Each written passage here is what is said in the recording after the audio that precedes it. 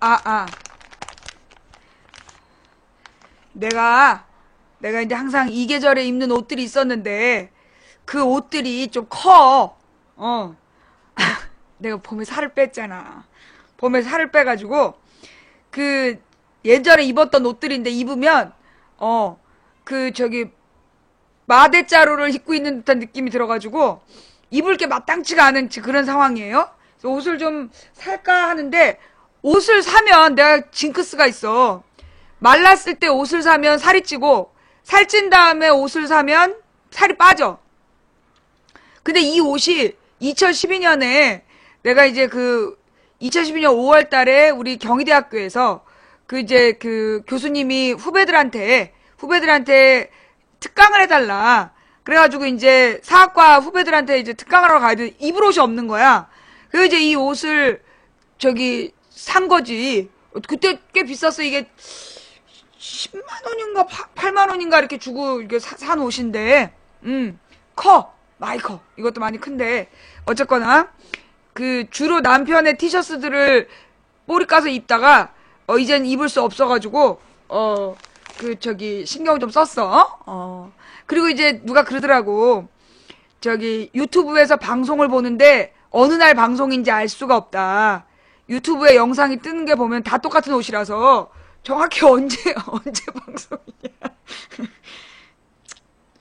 그래가지고 내가 이제 계절별로 적어도 이렇게 해마다 옷을 좀 바꿔볼까. 그래서 그래서 좀 낯선 옷을 좀 꺼내 입어봤어. 2년 전에 입던 옷이 2년 전. 네. 귀여운 딸 옷. 사실 내가 그거 입고 방송하려다가 너무나 이렇게 집에서 하는 티가 나서. 그리고 그런 게 있더라고요. 내가 뭐라 그러나 계속 집에만 있잖아.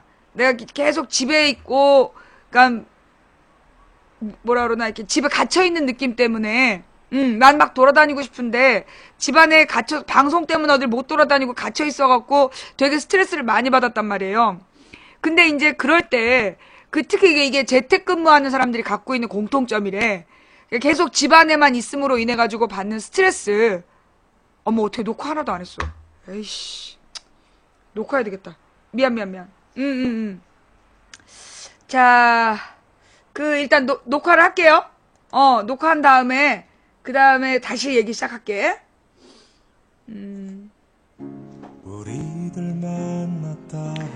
어서오세요. 도봉구 창동 사는 불량주부 망치 부인이 운영하고 있는 생방송 실사수다방에 오신 것을 환영합니다. 반갑습니다. 감사합니다. 어서오세요.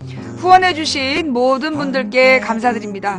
여러분이 보내주신 초콜릿은 불타는 10미닛을 교환하는 데 사용되고요. 여러분이 보내주신 스티커는 망치부인방을 1000명방으로 유지하는 데 사용되고, 여러분이 보내주신 별풍선으로는 망치부인의 이 방송 비용과 그리고 소송 비용으로 이용되고 있다는 점 알려드립니다. 대단히 감사합니다. 일일이 제가 이름 불러드리면서 감사 인사를 드려야 예의에 맞겠지만, 만약에 그러면 혹시 별풍선 쏘지 못하시는 분들이나 선물을 못하시는 분들이 마음에 아파하실까봐, 그래서 제가 어떤 분에게 특별히 이름 불러 감사 인사 못 드리는 점 대단히 죄송하다는 말씀 드립니다.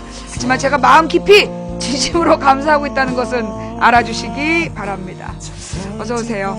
예. 지금 이제 이거 녹화 전에 망치 부인이 입은 옷 때문에 잠시 파란이 있었어요. 예. 이 옷은 제가 2년 전에 모교에 특강을 하러 가는, 전대미문의 사건이 있어서, 그때까지 제가 이제 주로 남편의 등산복 내진 체육복을 훔쳐 입고 있다가 입을 옷이 없어서 제가 이 옷을 거금을 주고 마련했다는 거. 그래서 이제 입고 가서 강의했던 옷인데, 그 뒤로 잘 안 입었어요. 그러다가 이제 입고 나갈 일이 있어야지. 그러다 이제 이 옷을, 이제 꺼내 입었는데, 외출복이야, 이게. 몇 벌 안 되는. 왜 이 옷을 꺼내 입었느냐. 저처럼 집에 있는 사람들을 재택근무자라 그러는데, 집에 있으면서 계속 이제 일과 사생활이 구분이 안 되잖아. 그러니까 하루 종일 막 텔레그램하고 방송 채팅창 감시하고 그러다 이제 뉴스 보고 이게 하루 종일 그렇게 돌아가니까 너무 지치는 거야. 너무 막 힘이 들고. 그러니까 막 그리고 또 내가 문제점이 뭐냐면 한번 집중하면 어떨 때는 숨 쉬는 걸 잊어버려요. 여러분 숨 쉴 틈 없다는 얘기가 뭔지 알아요? 어떤 일을 막 집중해서 하다 보면 숨 쉬는 걸 까먹어. 그래갖고 막 한 번씩 이렇게 막 몰아쉬는 거야. 그게 이제 막 이거 빨리 해야지 싶은 마음에 하다 보면 숨 쉴 틈이 없는 거야. 이제 그러다 보니까 이제 제가 되게 막 정신적으로 스트레스를 더 받더라고요. 근데 누가 그러는 거야. 업무 시간하고, 그러니까 이런 재택근무하는 사람들이 해야 될 일이 업무 시간하고 업무 이외의 시간에 옷을 바꿔 입어라. 집에서 일을 하더라도 그냥 막 편한 옷 입고 일하지 말고, 일할 때는 외출복을 갖춰 입고 하고, 그 다음에 이 정도에서 일을 끊어야 되겠다 싶으면 잠옷이라든지 편한 옷을 갈아입으라고. 그래서 이걸 일을 구분하라는 거야. 네네. 그래가지고 제가 그 뒤로는 좀 그 얘기를 들은 게 지난달인가 그래. 그래서 이제 좀 신경을 쓰는 중이야. 이제 옛날에는 그냥 잠옷 입고 잠옷 입고 방송하고 그랬잖아. 근데 이제 그렇게 하니까 잠옷 입고 계속 일을 하는 거야. 하루 종일 계속 일을 하는 거야. 그래서 안 될 것 같더라고요. 그렇게 이제 계속 잠옷을 입고 일과 사생활 구분을 안 하니까 그래서 더 스트레스를 받는 것 같아갖고 이제 내가 방송하기 전에 옷 갈아입고 방송 끝나면 이제 옷을 바꿔 입으면서 대신에 이 컴퓨터 앞에서 컴퓨터 앞에서 딱 떠나면서 이제 편한 옷으로 갈아입고 그러면서 요즘에 좀 쉬고 있어요. 키티 잠옷 그래 그거 네. 아니 그래서 이제 옷을 구분하라 그러더라고. 특히 이제 IT 업계 종사하시는 분들이 나와 같은 증상을 많이 앓고 있는데 그게 왜 그러냐면 이제 보통 IT 일하는 분들이 집에서 일들 많이 한단 말이야. 그러면 집에서 일을 하면서 업무하고 사생활이 구분이 안 되는 거야. 그러니까 쉼과 업무가 구분이 안 되니까 계속 업무의 연장으로 느껴지고 그리고 이게 정신적인 스트레스가 배가가 된다 그러더라고. 그래서 그런 경우에 꼭 재택근무하는 사람들이 업무할 때와 업무하지 않는 곳에 공간을 구분하거나 가령 이제 서재 같은 걸 놓고 서재에서 딱 일하고 집에 나오면 보통 때 문 닫아버리든가 아니면 그게 불편한 경우에 가령 원룸에서 일할 땐 공간 구분이 안 되잖아. 그럴 때 옷을 달리 입어라. 그 얘기를 누가 조언을 해줬어요. 그래가지고 이제 그래서 내가 옷을 이렇게 좀 방송할 때는 깔끔한 걸로 갈아입기로 했어.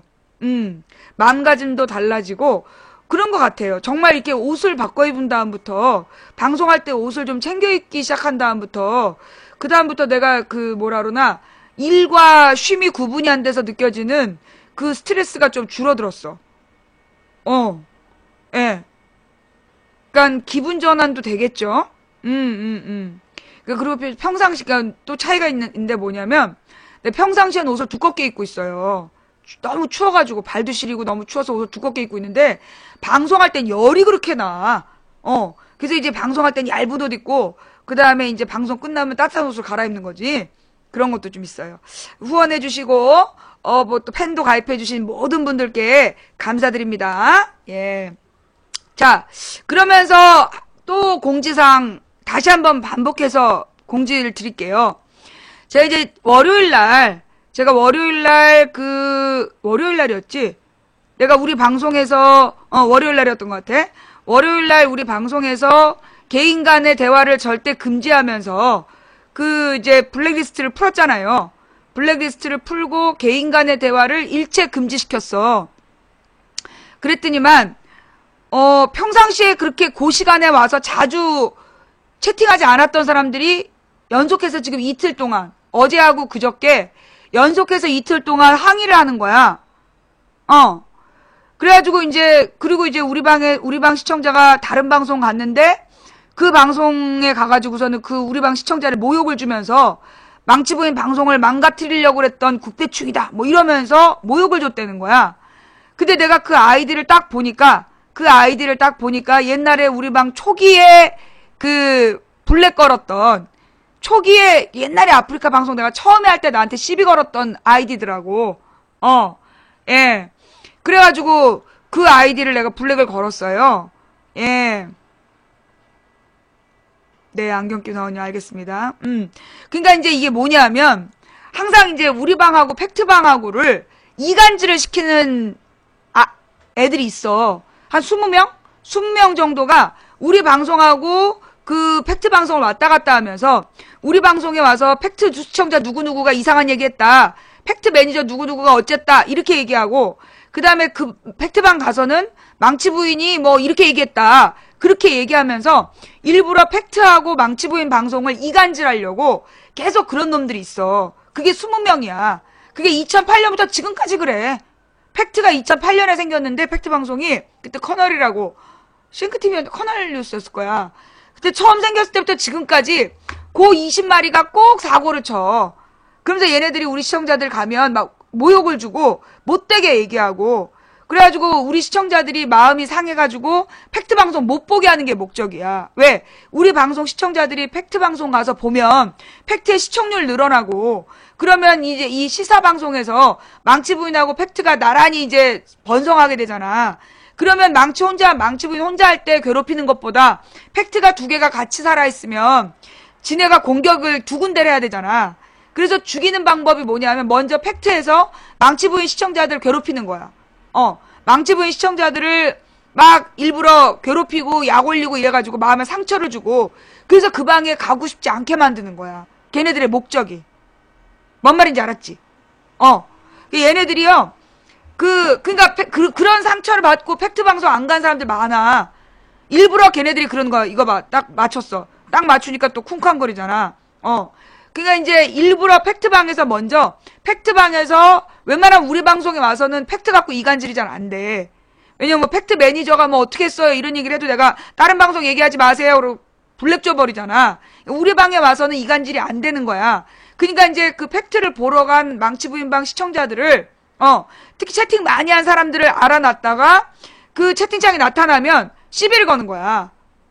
막 시비를 걸고 마음에 상처를 줘서 그리고 일부러 나에 대해서 안 좋은 얘기를 막 올려. 그래가지고 화나게 하는 거야. 그래서 우리 방 시청자가 팩트를 안 가게 되면 팩트 시청률이 줄어들고 그러면 이제 팩트는 그 사람들이 안 가게 되면 팩트는 완전히 이제 눈에 안 띄게끔 아예 언급도 안 해버리고 지들도 안 가버려. 그 다음에 안 가버리고 이 방에서만 작업하는 거야. 그러니까 두 방을 뛰는 게 힘드니까 이 새끼들이 그렇게 하는 것 같아. 예. 그러니까 두 방을 뛰면서 지네가 여론몰이가 안 되니까 둘 중에 하나 죽이고 하려고 그러는 거야. 예. 뭐 팩트방 같은 경우에서 특히 걔네들이 침묵을 해. 20마리가 침묵질을 또 해요. 지네들끼리 막 일부러 막 자기네들끼리만 채팅하고 다른 사람 무시하고 막 그러는 거야. 그게 일부러 시청률 떨어뜨리려는 거야. 걔네들이 딱 작업하잖아요. 그 팩트 시청률이 쑥 떨어져. 훅 빠져. 그게 목적이야. 내가 이걸 8년을 봤다니까. 2008년부터 지금까지 7년째 보고 있어. 7년째. 그래서 여러분들이 이렇게 팩트TV를요, 많이 봐주셔야 돼요. 예. 팩트TV 요즘에 국정감사 보여줄 때도 있고 그러던데, 예. 그래서 이 팩트TV를 많이 봐주셔야 돼. 왜냐하면, 팩트TV가 같이 있으면, 여러분 그런 거 있잖아요, 왜. 어느 골목에 족발집 혼자 있는 것보다 족발집이 두세 개 같이 있어야 그 골목이 잘 돼. 그거 알지? 그러니까는 족발집 하나 있는 것보다 그 골목에 족발집이 여러 개 붙어 있으면 족발집 골목이 되면서 잘 되는 거야. 족발 밸리가 되는 거지. 그런 것처럼 아프리카에서도 시사 방송이 팩트 같은 방송이 살아있어 줘야 그게 막 활성화되고 사람들이 평상시에 이렇게 좀 붙어 있어 줘야 이게 망치부인 방송하고 시너지 효과가 되는 거야. 근데 내가 이제까지 7년을 봐오니까 얘네가 항상 어떻게 했냐면 먼저 팩트방을 죽여.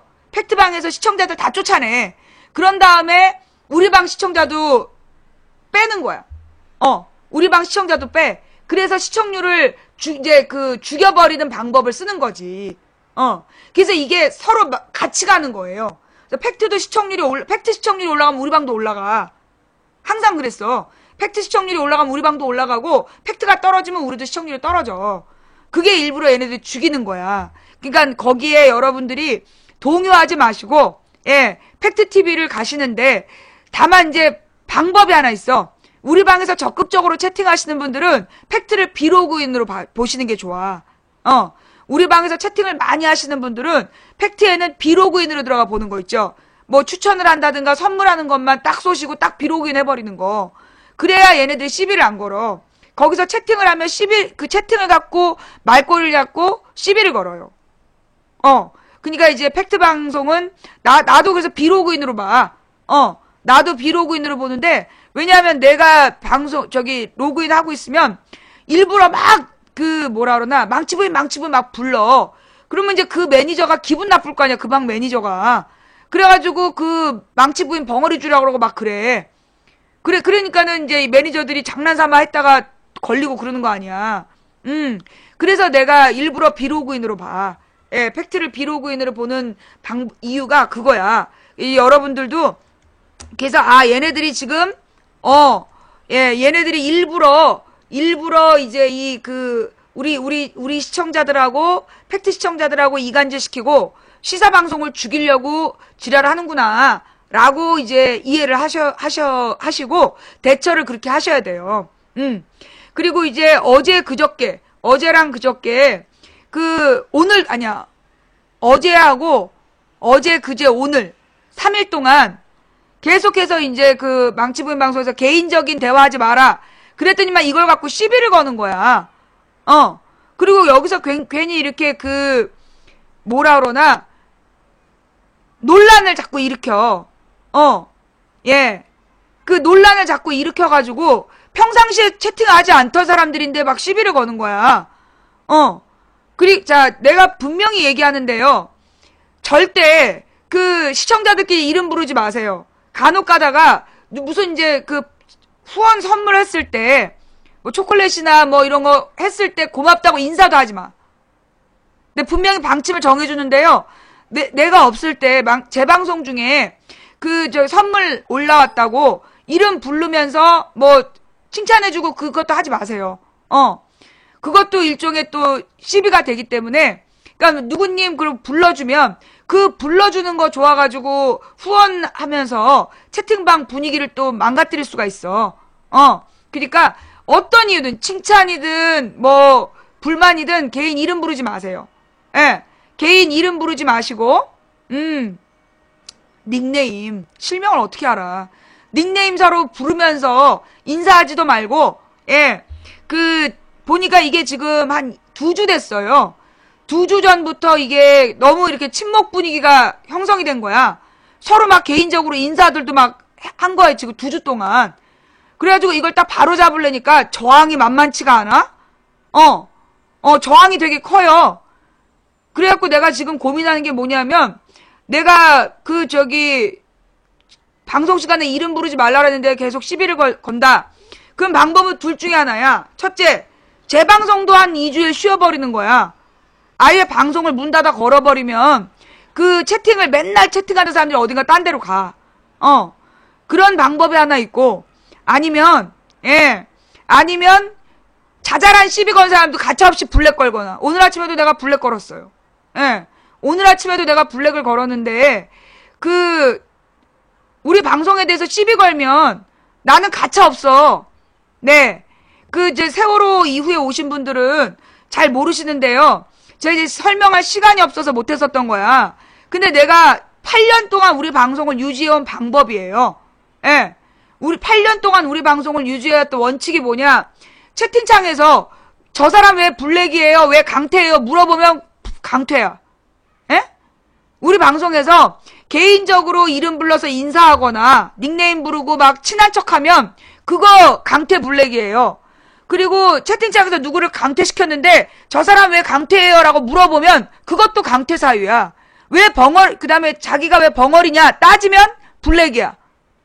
벙어리를 줬다는 건 경고하는 거야. 매니저가 경고하고 벙어리를 주는 건데 나 왜 벙어리냐 이러면서 시비 걸잖아? 그러면 왜 시비 거냐? 그러면 바로 블랙이에요. 그래서 그런 원칙으로 내가 운영을 해왔어. 그런 원칙 다 알고 있죠? 그러니까 이제 이번에 새로 오신 분들 중에 그걸 잘 모르시는 분들이 있어. 예. 잘 모르시는 분들이 있는데, 특히 뭐 새벽에 얼려달라. 그건 안 돼요. 왜 안 되냐 하면, 이 새벽에 채팅창을 열어둬야, 여기 날마다 애들이 들어와가지고, 뭐라고 뭐, 마음에 안 드는 채팅을 하면서도, 얘네들이 그래도 오잖아. 와서 그렇게라도 듣다 보면 어느 날 사람이 된다니까? 그래서 내가 일부러 새벽 시간에는 매니저 없이, 그리고 일부러 우리 방송에 생방송 때 아니면 매니저를 잘 두지 않는 이유가 그거예요. 생방송 때 아니면 매니저를 잘 두지 않아. 그리고 우리 매니저님들더러 부탁드리는 게 맨날 뭐라 그러냐. 평상시엔 로그인하고 있지 않다가 도저히 안 되겠다. 어떤 놈이 계속해서 도배하면서 채팅창에서 오랫동안 사고를 치면 그때 로그인해서 강퇴시키고 다시 비로그인으로 해달라. 라는 부탁을 하는 거야. 일부러 매니저를 안 두고 진행하는 거예요. 근데 이제 어떤 분 같은 경우에는 그 시청자들이 뭐라고 얘기를 했는데 거기에 대해서 계속 토를 다는 경우도 있어. 그러지 마세요. 가령 뭐 무슨 실명 거론하지 마세요. 가령 이명박에 대해서 막 비판적으로 얘기를 하는데 이명박 실명 얘기하지 마라. 박근혜 실명 얘기하지 마라. 그건 난 좀 오버라고 봐. 이명박 박근혜를 실명을 얘기하고 비판해도 돼요. 단 실명을 얘기하고 욕설이 금지되어 있는 거야. 실명을 거론해서 욕설하지 말라는 거는 말이 되는데 실명을 거론해서 비판하지 마라? 그건 말이 안 되지. 실명을 거론해서 비판은 돼요. 박근혜가 잘못한 거 비판할 수 있어. 그런데 실명을 거론해서 박근혜 뭐 XX 니은 뭐 이렇게 나오면 그거는 금지되어 있어. 실명 욕은 하면 안 돼. 하지만 실명 비판은 됩니다. 예. 뭔 말인지 알겠죠? 그리고 다른 사람의 채팅에 대해서 그 시청자들끼리 뭐라 그러지 마세요. 다른 사람의 채팅에 대해서 시청자들끼리 오늘 아침에도 무슨 일이 있었냐면 이제 침묵질하지 마라. 침묵질하지 마라. 이렇게 몇몇 사람이 얘기를 한 거야. 거기에 이제 시청자들 몇 명이 마음이 상해버린 거야. 그게 왜 반말하냐 이러면서 시비가 붙었더라고요. 그래서 시청자들끼리는요. 이래라 저래라 얘기하지 마세요.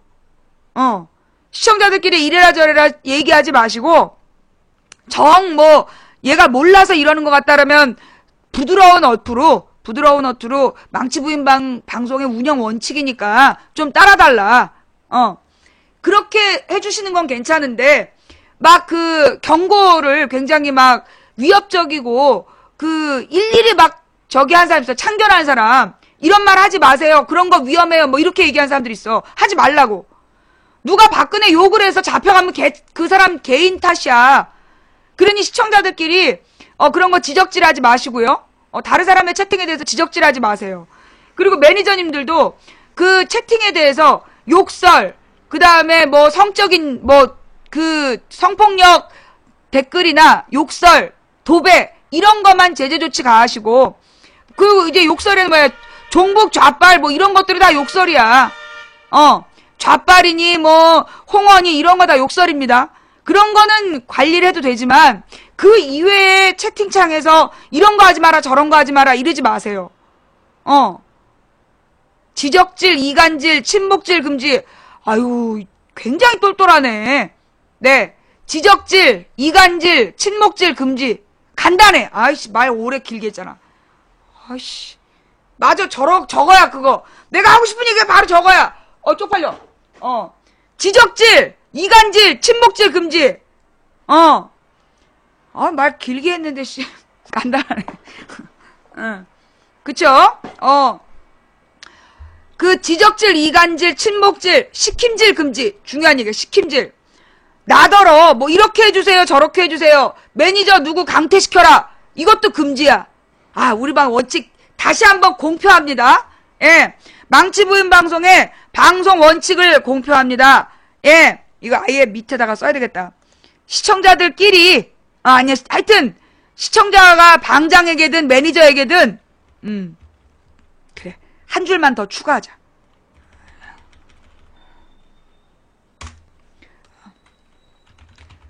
채팅창에서, 시킴질. 나한테 뭐 시키면 바로 블랙이야? 이간질. 그 다음에 지적질, 침묵질, 금지. 채팅창에서, 분명히 이제 딱 이해가 되지? 채팅창에서 시킴질, 이간질, 지적질, 금지. 시킴질, 이간질, 지적질, 친목질 금지. 뭔 말인지 알았지? 네. 이거요. 진짜, 요, 네 가지가 방송을 아주 기분 나쁘게 만들어. 꼭 생방송 중에 누구 강퇴시키라고 막 시비를 걸어. 아니, 후루룩 지나가 버린 거라서 다시 보이지도 않는 글인데 누구 강퇴시켜라 그런 사람 있어. 한패야. 아니, 여러분은 남의 채팅 다 봐요? 난 못 봐. 여기서 채팅하는 사람이 얼마나 많은데 그걸 다 보겠어. 난 다 못 봐. 근데 꼭 보면은 누구 강퇴시키라고 막 그런 지적한 애들 있어. 누구 강퇴시키라고 시키지 마. 지적도 하지 말고. 왜냐하면 그냥 후루룩 지나가는 채팅이기 때문에 그 사람들이 관심도 없어. 근데 꼭 그거를 지적해가지고 뭐 이래라 저래라 그런 사람들이 있어. 이 방 매니저 없냐는 동. 아니 자기 말은 해도 되고 남 말은 하면 안 되나? 이 방에 와서 욕을 하면서도 이게 욕을 하는 애들도 와서 욕하면서 듣는 거예요. 와가지고 뭐 처음에 망치 부인한테 뭐 삐딱하게 시비 걸고 이 아줌마 맨날 똑같은 얘기해요. 무슨 쓸데없이 뭐 시사가 어쩌고저쩌고 시비 걸어도요. 걔네들 나중에 사고나 뭐 큰일 터지면 망치 부인 이거 무슨 일이에요? 그리고 제일 먼저 뛰어와. 그래서 내가 그래서 그 매니저 없이 운영하는 거고 재방송이나 이런 걸 자유롭게 채팅하게 냅두는 거예요. 그러니까 거기에 대해서 뭐 이제 그만 시사하시죠? 이런 걸 보고 시킴질을 하래요. 어디서 이제 그만 시사하시죠야. 네가 뭔데 시사를 하든 말든 네가 뭔 상관이야. 어디서 시킴질이야. 또 누구야? 시사로 넘어가죠. 발정난 바보. 이거 봐. 얘네 시사로 딱 넘어가면 하는 말이 뭔 줄 알아? 아직도 세월호냐 시비 거는 거잖아. 또 있어. 지금 이런 거 보통 1명, 2명 안 들어와. 보통 한 4명? 3인 1조로 들어와 있을 거야. 1명 또 찾아봐야지. 무서워서 채팅을 못하게 하네. 예, 요런 경우죠. 또, 예. 하여튼, 이게 꼭 3인 1조로 들어와가지고 얘네들이, 하는 말이 뭐냐 하면, 3인 1조, 5인 1조 이러면서 들어와. 그래가지고 이제 꼭 시킴질이야. 그래서 내가 시사로 딱 들어가면 개소리. 시사로 딱 들어가면 딴 얘기 하잖아. 내가 주제를 가지고 국정감사 얘기하면 무슨 뭐 세금 얘기하고, 세금 얘기하면 연예인 얘기하고, 꼭 그런 짓이야. 이놈의 댓글원 새끼들. 얘네들은 말이야, 이 국가 댓글원 이놈 새끼들이 항상 이랬어. 얘네들 기본적으로 움직이는 패턴이 있어요. 뭐냐 하면 2인 1조. 처음에 2인 1조로 와. 절대 혼자는 안 와. 그러니까 이제 그 쓸데없는 얘기를 할 때 주거니 받거니 들어온 애들이 2인 1조야. 걔네들이 지금 아침 시간에 와가지고 주거니 받거니 하면서 여론 간을 보다 잡혀. 그 다음에 이제 3인 1조로 들어올 때가 있어. 그 뭐냐면 한 명이 그 채팅을 주도하고 2명이 막 그 동조하는? 2명이 동조하는. 그래서 이게 이제 2인 1조가 기본. 그 다음에 3인 1조가 기본이야. 근데 만약에 시청자 숫자가 많잖아. 그래서 지네들이 어떻게 자기네들이 분위기 파악을 못하겠다 싶으면 거기에 2명을 데려와서 5인 1조로 들어와. 아까 그 3인 1조 한 명이 주도하고 2명이 주거니 받거니 같은 주제로 계속 방송하고 딴 얘기로 분위기 유도하면서 2명은 욕을 해. 시비 걸고 싸우고 욕을 하고 막말하고 그러면서 채팅창을 좀 짜증나게 만드는 5인 1조. 근데 시청자가 더 많다. 7인 1조. 그 욕하는 애들 2명 더 추가. 이게 기본 세팅이야. 그래가지고 2인 1조로 다닐 때는 이제 평상시에 이제 주거니 받거니 하는 애들이고, 그 다음 이제 3인 1조로 들어왔을 때가 한 명이 주도하고 2명이 동조하고, 5인 1조가 거기다 욕 나는 애들. 7인 1조 욕을 추가하는 거. 이런 경우지. 그러니까 이제 채팅창에서 굉장히 건전하고, 굉장히 내용 있는 토론이 이루어지고 있다. 그러면 이제 얘네들이 들어오는 거예요. 그래서 가장 좋은 방법은 뭐냐 하면, 캡처해서 신고 게시판에 올리는 거야. 캡처해서 신고 게시판에 올려주는 게 가장 좋은 거고, 채팅창이 너무 지저분하다 싶으시면 여러분이 채팅창을 끄세요. 한동안 걔네들은 30분 이상 못 견뎌. 만약 때로 들어와갖고 난동을 피우잖아. 그러면 채팅창을 딱 30분만 꺼놔. 30분 안에 다 나가. 원래 이 30분 안에 30분 이상 들으면 얘네들이 그 망치 부인에게 싹 편이 되기 때문에 30분 전에 다 나가게 돼 있어. 그러니까 들어와가지고 채팅창을 지저분하게 한 놈들이 때로 몰려왔다. 그럴 땐 30분 동안만 채팅창을 끄면 되는 거야. 뭔 말인지 알았지? 근데 여기서 이제 특징이 뭐냐면, 이렇게 이제 망치 부인 방송에 와갖고 막 낮에 욕하고 시비 건 애들 있잖아. 걔네들이 몰래 저녁 때 다른 아이디로 들어와서 들어. 다른 아이디로 들어와서 들어. 그니까, 그게 뭐라 그러나, 욕을 하라고 이제 지시를 받고 왔는데, 가령 이게 얘네들이, 그런데 어쩔 때 보면 막 때려온 경우가 있지? 한 15명 정도가 들어올 때가 있어. 그건 뭐냐 하면, 게임을 하는 놈들이, 게임을 주도하면서, 야! 망치부인 방송 가가지고 악플 달고 와. 그러면 자기네 게임하는 애들한테 훈련으로 그걸 주는 거야. 그래서 그 훈련에 따른 애들만, 가서 강퇴증 받아온 애들만 다음에 또 불러서 게임을 하는 거야. 실제로 진짜. 게임을 하면서, 게임한 애들한테 25명 정도 같이 게임을 하면서, 야, 망치부인 방에 가서 악플 달고 와. 그래가지고 강퇴받고 가야, 그걸로 다음에 또 게임할 때 불러주는 거야. 그래서 애들이 와가지고, 강퇴시켜달라고 막 부탁한 애들이 그런 애들이라니까? 이게 다 제보가 들어왔던 내용이에요. 네. 그 근거는이라고 물어보는 애, 왜 네가 그랬던 과거를 혹시 들킬까봐 그래? 조직적이야. 그러니까 한 15명 정도가 들어올 때가 바로 그런 경우예요. 인터넷 게임을 할 때 25명 정도가 움직인대. 그러면서 그 게임을 하면서 또 얘네들을요, 어떻게 만들었냐. 맨 처음에 얘네들 그 인터넷 악플러들을 만들 때 어떻게 했냐면, 게임을 이제 열어. 그 게임을 하면서 그 게임하는 애들한테 그 이제 게임을 하면서 채팅을 같이 하잖아. 근데 게임하면서 채팅할 때 욕을 하는 애들 있잖아. 그런 애들은 눈여겨보고, 그 다음에 건전하게 채팅하는 애들을 왕따 시켜갖고 내쫓는 거야. 그게 언제 심했냐 하면, 2005, 6년, 7년, 2007년, 8년? 이때 심했어. 채팅을 무슨 그 당시에 길든가 뭔가 그런 걸 만들어가지고 한 25명, 30명 같이 게임을 하는 게 유행을 했다는데, 그런 게임장에 들어가서, 게임하는 방에 들어가서 애들이 이제 건전한 사고방식을 갖고 있으면 얘를 왕따를 시키는 거야. 괜히 막 얘가 하지도 않은 말을 했다 그러고 막 그 게임방 안에서 건전한 애를 쫓아내는 거야. 그런 경험 해보신 분? 일부러 그러는 거야. 일부러 건전한 애를 내쫓아. 그리고 욕하는 애들만 모으는 거예요.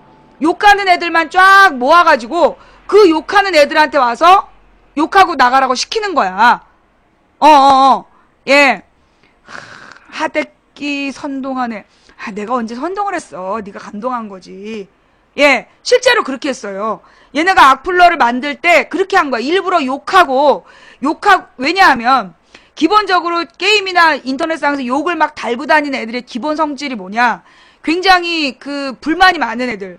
가령 막 성적에 대한 강박관념이라든가 부모님하고 관계가 안 좋거나, 그래가지고 이제 이 아이들이 어떤 화가 울분이 차있는 애들 있잖아. 일부러 얘네들을 골라낸 거야.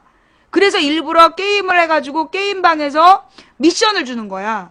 그래서 그 미션을 해가지고 갔다 온 애만 다시 또 불러주는 거야. 근데 얘네들이 기본적으로 굉장히 외로운 애들이잖아. 애정결핍을 갖고 있는 애들이니까 욕을 달고 단단 말이야. 근데 그 애들한테 일부러 그래서 자기들에게 충성해야 또 끼워주는 거야. 그러니까 어떻게든지 그 무리에서 떨어지지 않으려고 막 욕을 같이 하는 거야. 예. 그렇게 애들을 모아요. 모아서 그렇게 이제 미션을 주고, 미션을 수행한 애들을 데리고 이제 뭐라 그러나 사고를 치러 다니는 거야. 야, 게임 한참 하는데, 야, 어디 가서 이거 하고 와. 야, 이거 퍼뜨려. 그럼 쫙 퍼뜨리고 그런 짓들을 하는 거야. 그러니까 얘네들이 어떻게 하냐면 막 욕하는 애들 있잖아. 걔네들한테 되게 잘해줘. 누구야? 밥 먹었니? 이렇게. 근데 사실 이 애들이 부모님들이 되게 바쁘거나 살뜰히 챙겨주지 못한 애들이야. 근데 누가 밥 먹었냐고 물어봐 주는 것만도 애들은 마음이 흔들리거든. 일부러. 그래서 건전하고 착한 사람들은 내쫓고, 그 십선비가 그런 말이야. 그 건전하고 착한 애들을 내쫓아버리고 지가 주도하면서 그 속상한 애들한테 그 뭐예요? 따뜻한 말 한마디로 애들을 병들게 만드는 거야. 나쁜 짓을 시키는 거야. 예. 그래서 우리 망치부인 방송에서는 와서 욕하는 애들도 냅두는 거예요. 와서 욕하는 애들도 냅두는데, 여러분이 진짜 우리 방송에서 경험해보신 분, 내 지난번에도 봤어. 누가 들어와갖고 난동을 피웠어. 뭐라고 막, 애야 보니까. 근데 걔한테 그 시청자가 따뜻한 말로 이렇게 답변을 해줬어. 그랬더니 죄송합니다. 그러고 바로 도망가더라고. 진짜 이제 막 혼자 장난하러 와가지고, 보신 분, 그런 장면 한 번 이상 보셨다. 채팅창에서 누가 와가지고, 뭐라고 막 욕을 하거나, 난동을 피웠는데, 시청자들이 따뜻하게 한마디 해주면, 얘가 죄송합니다. 잘못했습니다. 그러고 가. 지읒 쓰고 도망가. 많이 봤죠? 그런 거야. 그러니, 꼭 채팅창에 벌레들이 득실거린다는 둥, 채팅창이 더러워서 못 보겠다는 둥, 그런 사람들의 특징이 뭐냐면요. 자기가 보고 싶은 것만 봐야 되는데, 다른 애들이 들어와가지고, 아니, 솔직히 와서 막 욕 쓰는, 아무것도 모르는 애들이 와서 망치부인 방송을 들으면, 그게 정말 망치부인 애청자라면 좋아해야 되는 거 아니야?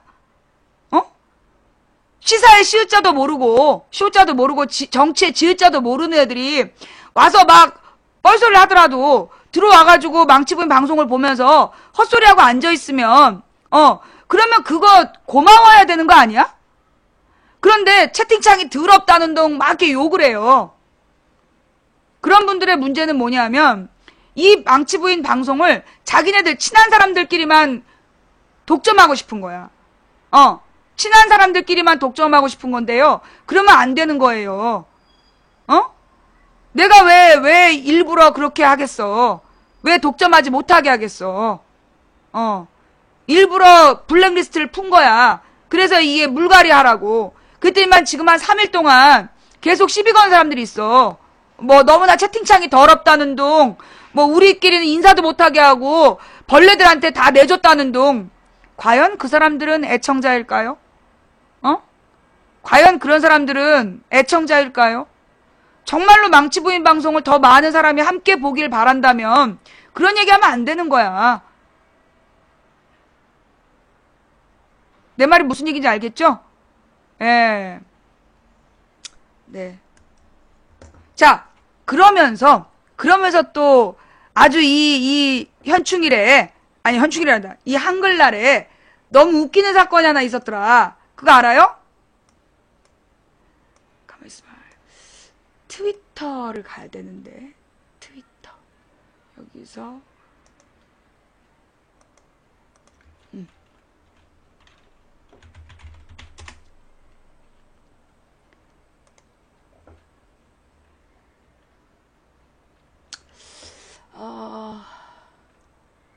가만히 있어보자. 에이, 꼭 이게 저기를 해야 되는구나. 로그인을 해야 되는구나.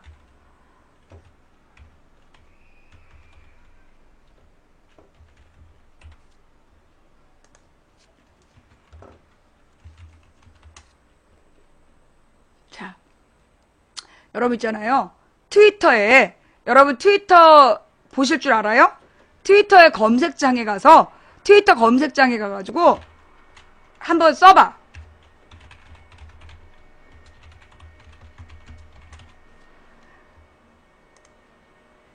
그리고 검색창에다가 텔레그램 설치했다. 그리고 딱 여기까지 써갖고 검색을 한번 해보세요. 검색을 해보면 어떤 글들이 나오느냐 하면 이거 봐.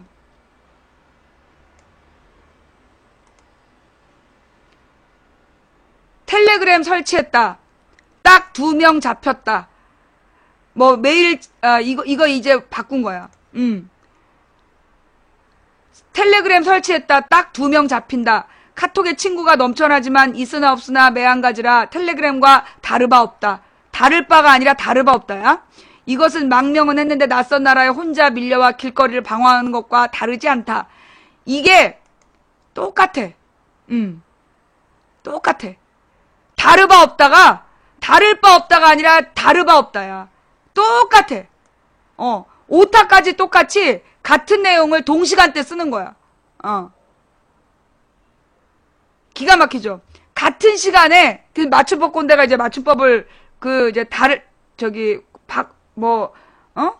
수정해 봤다. 수정 안 됐어. 내나 똑같아. 다를 바 없다. 다를 바 없다라는 걸로 전부 다 똑같이 쓰고 앉아 있는 거야.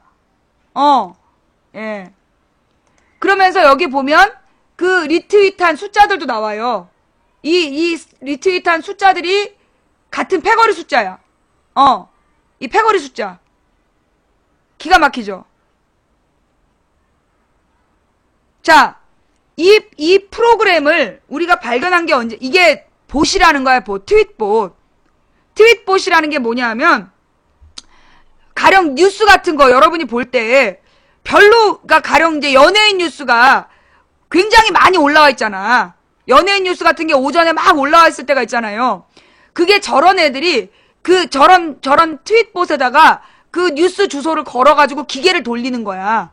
그러면 많은 검색을 한 것처럼, 그리고 많이 클릭한 것처럼, 그리고 많이 언급이 된 것처럼, 그래서 인터넷 인기, 저기 있잖아, 왜.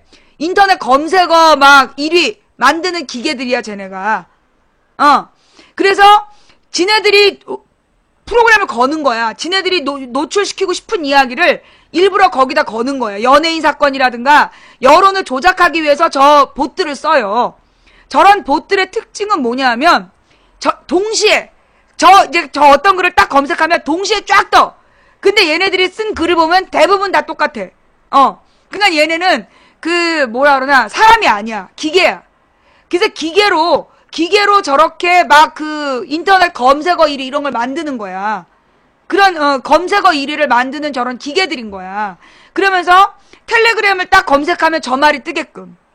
저 많은 애들이 저렇게 다 해놨으니까 텔레그램을 치면 저 말이 어디서나 검색되게끔 저런 짓거리를 하는 거지. 그러면서 텔레그램에 대해서 굉장히 부정적인 인식을 주기 위한 장난을 한 거야. 근데 보통은 쟤네들이 이제까지 주로 뭘 했냐면 소위 3S 정책 있잖아요. 3S. 스포츠 뉴스나 연예인 뉴스로 여론 조작할 때 저런 봇들을 많이 썼어. 그런데 저 봇들이 언제 딱 걸렸냐 하면 나한테 2012년에 처음 걸렸어.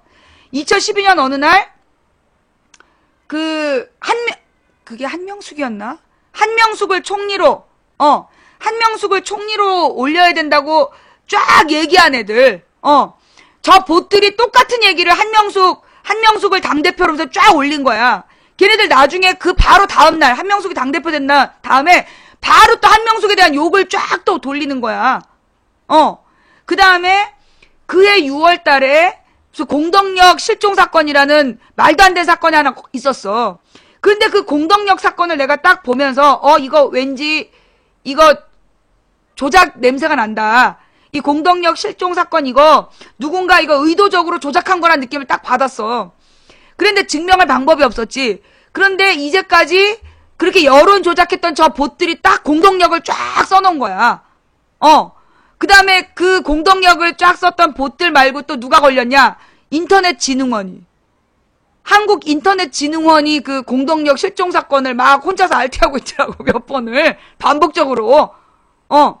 그래서 여론 조작했던 게 내가 잡은 기억이 있어. 근데 그래서 이제 그 뒤로 이 트위터에서 사람들이 어떤 걸 딱 검색하면 봇들이 쫙 떠. 뭔가 여론으로 만들려고 조작하면 저게 보이는 거야. 기가 막히죠? 예. 뭐라고? 내가 벗어서 네가 나 벗으면 마음만 아프지 뭐. 왜 벗으라 그래?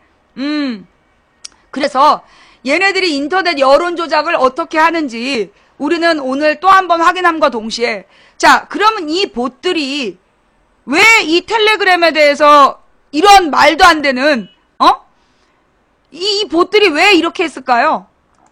예. 왜 똑같은 오타까지 있는 내용을 왜 이렇게 똑같이 동시에 퍼뜨렸을까? 목적이 뭘까? 아침보다 많이 지운 것 같아. 아침보다 많이 지운 것 같은데요. 예. 그지? 아침에 우리 녹화해 놓은 것보다는 많이 지운 것 같아. 그럼 도대체 얘네들은 왜 이렇게 똑같은 내용으로, 왜 이렇게 똑같은 내용으로 텔레그램을 비하할까? 왜? 목적이 뭘까? 텔레그램을 카톡보다 못하다고 다 일제히 썼잖아. 이유가 뭘까요? 예. 지금 쟤네가 그 카톡으로 이 여론 조작하는 시스템을 만들어 놓은 거야. 세포 조직까지 남의 그러니까 전화번호를 전부 다 입력을 한 거, 이것들이. 여러분의 전화번호를 어떤 루트인지 모르지만 그걸 알아내갖고 여러분의 전화를 이 카톡을 다 깔아놓고 여러분의 전화를 다 입력해 놓은 거야. 그런데 여러분이 카톡을 삭제해버리면 카톡으로 허위사실 유포가 안 되는 거야. 무슨 얘기인지 알겠어요? 여러분의 전화번호를 일일이 다 카톡에다가 저장을 해놨단 말이야. 그랬는데 여러분이 카톡을 삭제해버리면 지네들이 이 카톡으로 그 허위사실 유포하는 조직망을 만들어놨는데 여러분 전화번호 다 입력해놓고 카톡으로 허위사실을 뿌리고 있었는데 카톡을 삭제해버리면 자기네들이 허위사실을 전파할 길이 막히는 거 아니야. 그러면 똑같이 다시 텔레그램에다 그걸 해야 되는 거야. 텔레그램에다 번호를 또 올려야 되는 거야. 예. 그래서 이거 봐라. 카톡 삭제하면 뭐 하려고 막 이러잖아. 이 카톡을 삭제하는 게요. 왜 필요하냐. 이거는 저항이라는 거야, 저항. 나도 지금 우리 망치부인 방송국 카톡 탈퇴했어요. 그리고 내가 카톡 전화기가 3대라 카톡을 3개 깔았었는데 방송국 전화부터 지웠어. 왜냐? 망치부인 내 전화를 가지고 이 카톡을 다 뒤지면 우리 시청자들 1000몇 명, 나한테 마지막에 2000몇 명까지 올라가 있었는데 2000명의 사생활을 들여다보면 어떡할 거냐고. 그건 내 책임이잖아. 나 때문에 여러분들의 사생활이 노출될 수 있잖아. 그래서 내가 방송국 전화부터 카톡을 삭제하고, 그리고 그 2개의 카톡도 내가 이제 공지를 띄워놨어. 나는 텔레그램으로 갈아타면서 카톡을 삭제할 거다. 그게 나하고 통화할 사람은 텔레그램 깔으란 얘기야. 이렇게 하면서 내가 이제 이제 카톡을 하나는 지우고 지금 2개도 지울 거예요. 그러면 텔레그램을, 아까 카톡을 지우는 이유는 내가 뭐라 그랬어? 얘네들이 뭐 기술적으로, 그 카톡을 지우지 마라, 뭐 텔레그램 깔지 말라, 얘네들의 주장은 뭐냐? 텔레그램도 보안이 뚫릴 수 있다. 그죠? 쟤네들의 텔레그램의 주장이 뭐냐면, 텔레그램 반대 주장이 텔레그램도 보안이 완벽하지 않다. 그런 얘기를 해. 그 다음에 텔레그램에 친구가 별로 없다. 그러니까 하지 말아야 된다. 3번째, 도대체 카톡으로 무슨 얘기를 했길래 카톡을 탈퇴하려고 그러냐. 그런 얘기를 해. 그쵸? 3가지 얘기를 하고 있어요. 그죠? 자, 그런데 우리가 카톡으로 무슨 뭐 전쟁을 모의하거나 혁명을 주도하거나 시위 준비한 적 있어요? 없어. 우리가 이번에 카톡을 탈퇴하는 이유는 아무것도 아닌 일상적인 대화를 감시했기 때문이야. 아니 무슨 살인을 모의하거나 어디에 방화를 모의했으면 당연히 그거 볼 수 있다고. 우리가 지금 카톡을 탈퇴하는 건 보안성의 문제가 아니야. 카톡은 보안이 안 좋고 텔레그램 보안이 좋아서가 아니에요. 일상 대화를 훔쳐봤잖아, 니네가. 3000명 거를. 부부간의 대화까지 다 들여다본 거 아니야. 카톡으로 특별한 얘기를 해서 탈퇴하는 게 아니라 특별하지 않은 일상적인 얘기를 너네가 들여다보고 그걸로 시비를 걸고 이 쌍놈 새끼들아. 그러니까 그만두는 거지.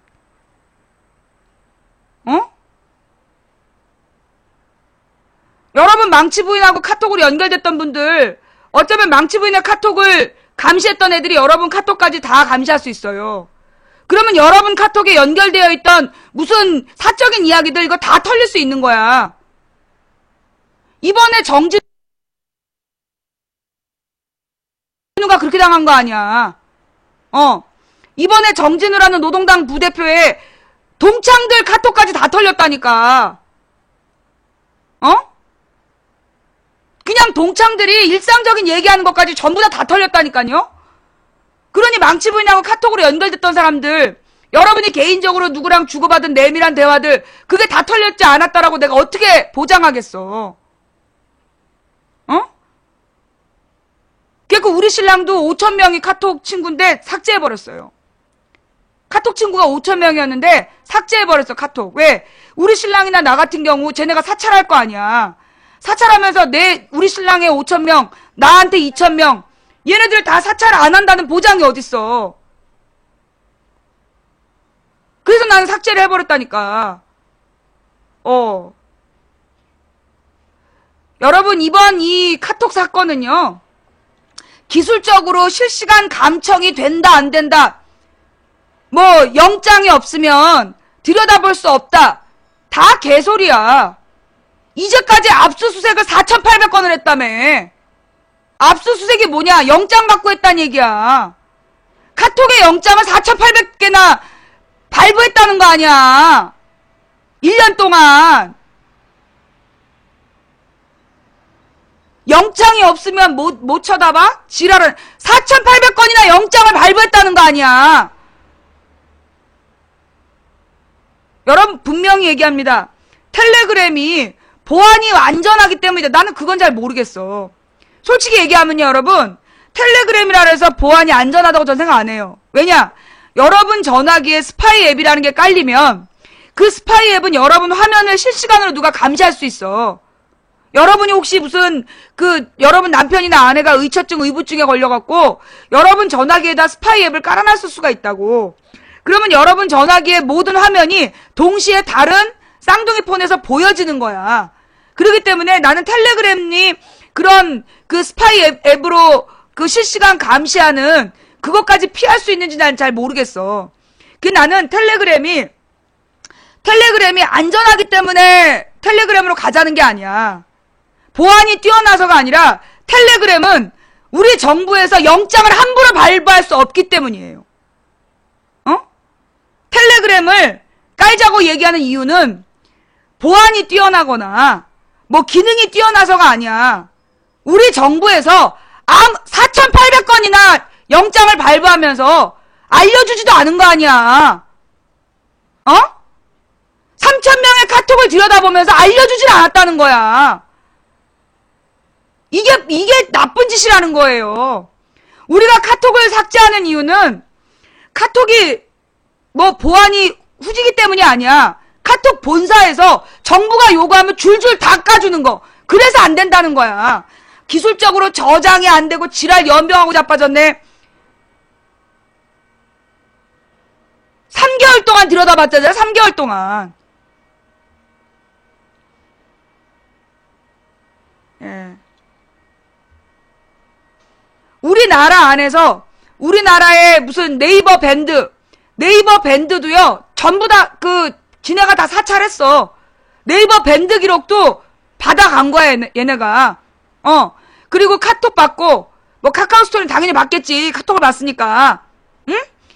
카톡의 개인 간의 대화까지 보고 네이버 밴드도 털리고 뭐 라인은 뭐 일본에 서버가 있기 때문에 일본하고 우리나라하고 범죄자 인도 조약 돼 있어가지고 우리나라에서 일본에 요구하면 바로 보내줘.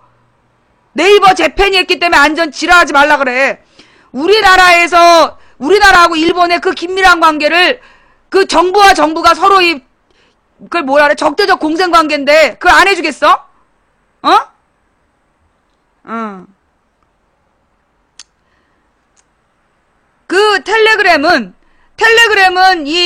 텔레그램을 만든 사람이 러시아에서 요청을 거부했다가 러시아 정부가 개인정보 요청을 했는데 그 개인정보를 까지 않겠다. 그리고 그걸 정부가 이런 부당한 요구를 했다라고 공개해버려갖고 그 회사에서 쫓겨난 사람이 자기네가 독일 가가지고 만든 게 텔레그램 아니야. 기본적으로 이 텔레그램은 정부의 사생활 침해에 저항하기 위해서 만들어졌기 때문에 보안성 때문에 나는 보는 게 아니야. 우리나라 휴대폰에 보안성 없어. 솔직히 얘기해서 애플은 보안이 돼. 그러나 애플은 누가? 미국의 NSC? 아니야, 미국의 그걸 뭐라지? 미국의 NIS인가? 아니야. 왜 미국에 있잖아. CIA 말고 미국의 CIA보다 N 무슨 A인데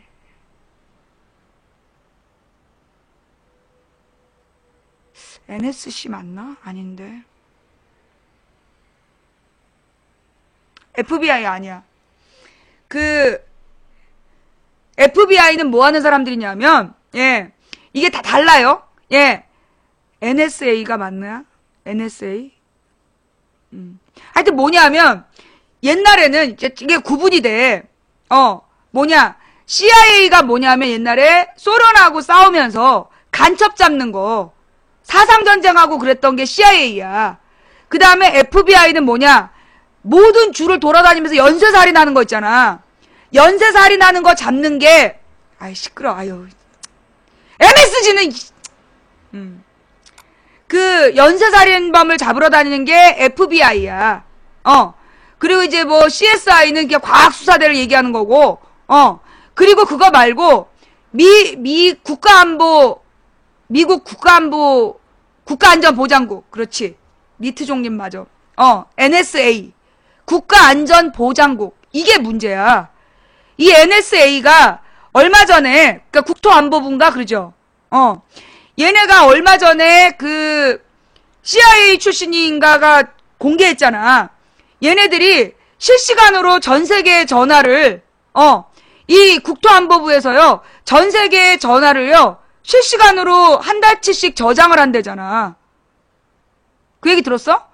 CIA 전 간부가 망명하면서 불어버렸어.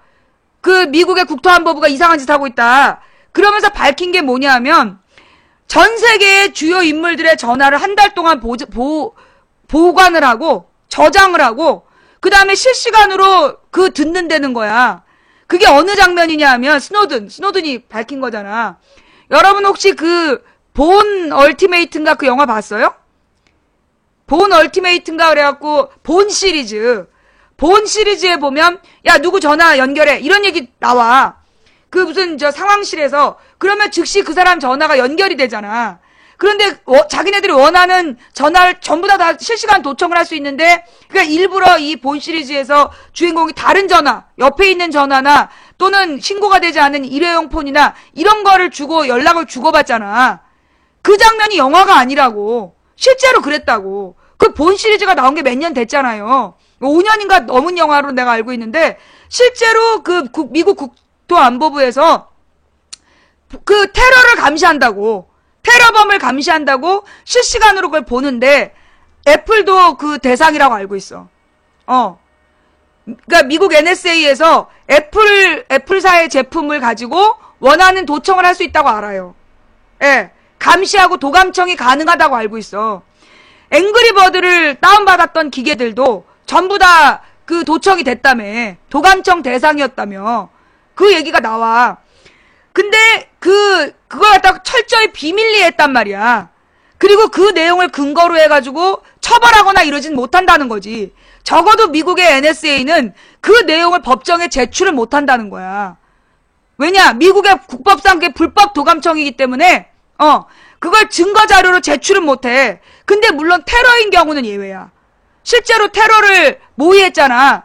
실제로 테러를 모의했으면 그건 증거로 낼 수 있어. 왜냐하면 미국에서 지금 테러에 대해서는 모든 인권이고 뭐고를 변호인 접견권 뭐 이런 거 전부 다 제한해.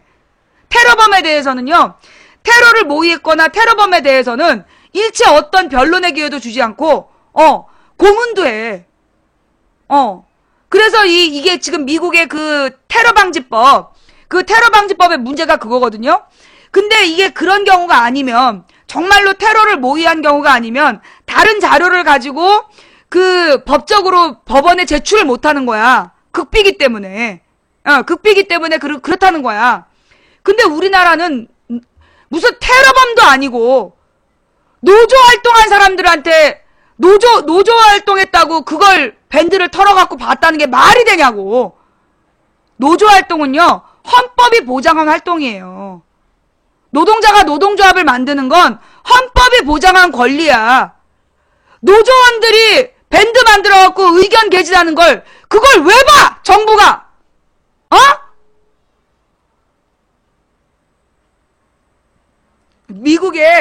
근데 이제 이 미국의 테러 방지법에 대해서도 미국 내부에서 비판하는 사람들이 있어. 미국 내부에서도 테러 방지법이 지나치게 인권을 침해한다. 그리고 지나치게 과잉 수사다. 그런 비판이 미국 내부엔 있어. 어쨌거나. 근데 이제 그 NSA가 비밀 시스템으로 그렇게 전 세계를 감시한다는데, 애플도 그렇게 감시가 되겠지. 근데 애플이 아닌 우리나라 기계, 우리나라 삼성이나 LG 같은 거는요, 정부에서 맘만 먹으면 언제나 도감청이 가능해요. 이게 안드로이드하고 애플하고 앱 서비스가, 애플이 좀 늦어. 같은 프로그램이 나오면, 가령 안드로이드는 다음날 바로 그 한글 버전 같은 게 나와. 근데 아직 애플은 한글 버전이 안 나와 있어. 왜 그러냐면, 애플은요, 어떤 그 앱이 나오면 그 앱에 대해서 보안 검사를 철저히 한다는 거야. 그래서 그 앱을 적용하는데 다른 안드로이드보다 한 달? 2주에서 한 달 정도가 더 걸린다는 거야. 그래서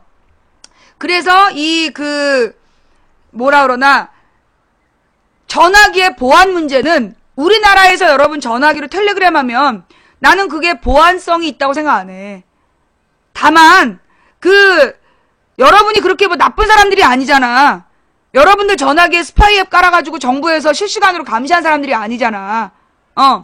우리가 카톡을 카톡을 반대하는 이유는, 카톡에서 아무런 저항 없이 국민 개인 정보를 정부에게 그냥 다 갖다 줬다는 거야. 거기에 대한 저항인 거예요. 거기에 대한 항의인 거야. 그러니, 텔레그램도 보안상 완벽하지 않다? 지랄하지 마. 텔레그램엔 영장 발부가 안 되잖아. 텔레그램에다가는 영장 발부를 우리 정부처럼 아무거나 함부로, 수천 명의 사생활을 함부로 내놔라. 이런 짓거리를 못 하는 거 아니야. 텔레그램을 까는 건요, 여러분. 보안이 어쩌고 말 많이 하는 거 다 필요 없어. 텔레그램은 정부에서 영장 청구 못 한다. 물론 텔레그램도 아마 그러니까는 국제경찰 있잖아. 인터폴에서 공조 수사하는 게 있어. 그 인터폴에서 공조 수사하는 게 뭐냐면, 그 아동 포르노물을 주고받는 행위. 전 세계의 조직이래, 그게. 아동 포르노물을 공유하는 전 세계 조직이 있다는 거야. 그 조직에 대해서는 인터폴에서도 그 정보를 그러니까 인터폴이 그걸 수사하면서 정보 제공을 요청하면 그 자료는 구글이나 이런 데서도 다 준다는 거야. 그러니까 내가 볼 땐 텔레그램도 그 정도는 줄 수 있겠지. 그런 거는 줄 수 있겠지. 정말 범죄가 분명하다면. 그러나 우리처럼 부부간에 주고받은 계좌번호, 비밀번호 이런 것까지 탈탈 털어가지고 함부로 요청하고 함부로 까주고 그런 짓거리를 안 할 거라는 거죠. 그러니까 카톡 법무팀에서 누구 아는 지인 3,000명의 카톡을 지네가 다 보고 골랐다는 거야. 얼마나 어이가 없냐고. 카톡 법무팀 민간인들이 진모 씨, 누구야? 그 노동당 부대표. 그 사람 3,000명의 지인의 거를 지네가 검토해가지고, 그래서 넘겼다. 그러는 거 아니야.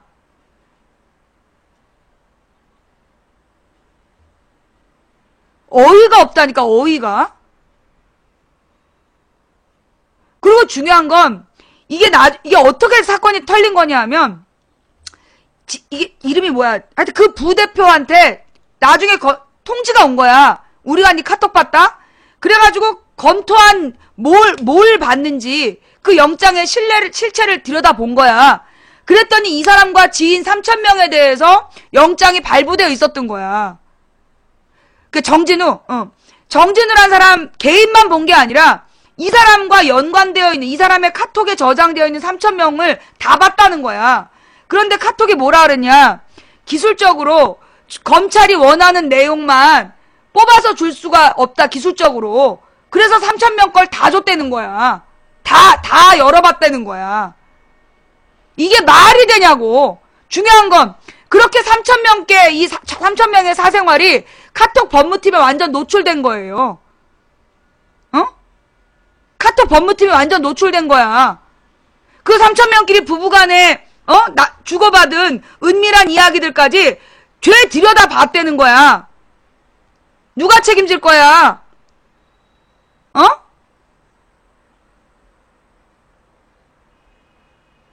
그래서 문제라는 거예요. 카카오톡은 보안이 안 좋고 텔레그램은 보안이 좋아서 텔레그램으로 가는 게 아니야. 기준이에요, 기준. 뭐요? 정부에서 아무 때나 지들 멋대로 열어볼 수 없기 때문에 텔레그램으로 가는 거야. 텔레그램으로 뭐래더라, 암호화 했더라도 해독이 가능하고 어쩌고. 지금 그런 얘기도 들어봤죠? 텔레그램이 메시지를 암호화 했지만 암호화한 텔레그램도 전부 다 이렇게 키를 주게 되어 있기 때문에 결국은 해독 못할 메시지는 없다. 그런 얘기도 막 해. 아니, 그건 텔레그램이 우리 정부에 넘겼을 때 얘기잖아. 말을 어렵게 해갖고 막 꼬고 있는데 그거 텔레그램이 넘겼을 때 얘기잖아. 텔레그램을 안 넘긴다는 거 아니야, 중요한 건. 텔레그램 독일 서버를 함부로 우리 정부에서 가서 압수수색을 할 거야, 어쩔 거야. 그게 중요한 거라고요. 암호하고 나발이고 보안이고 중요한 게 아니라 텔레그램 회사는 우리 정부에다가 함부로 넘겨주지 않는다, 자료를. 그게 중요한 거야. 지메일도 마찬가지고 우리 정부가 요구한다고 다 주지 않는다. 네이버나 다음처럼, 네이버나 다음 카카오처럼 정부가 보자 그럼 죄 까주는 그런 사이트가 아니라는 거야. 그게 핵심이야. 보안 문제가 아니라 영장 문제다.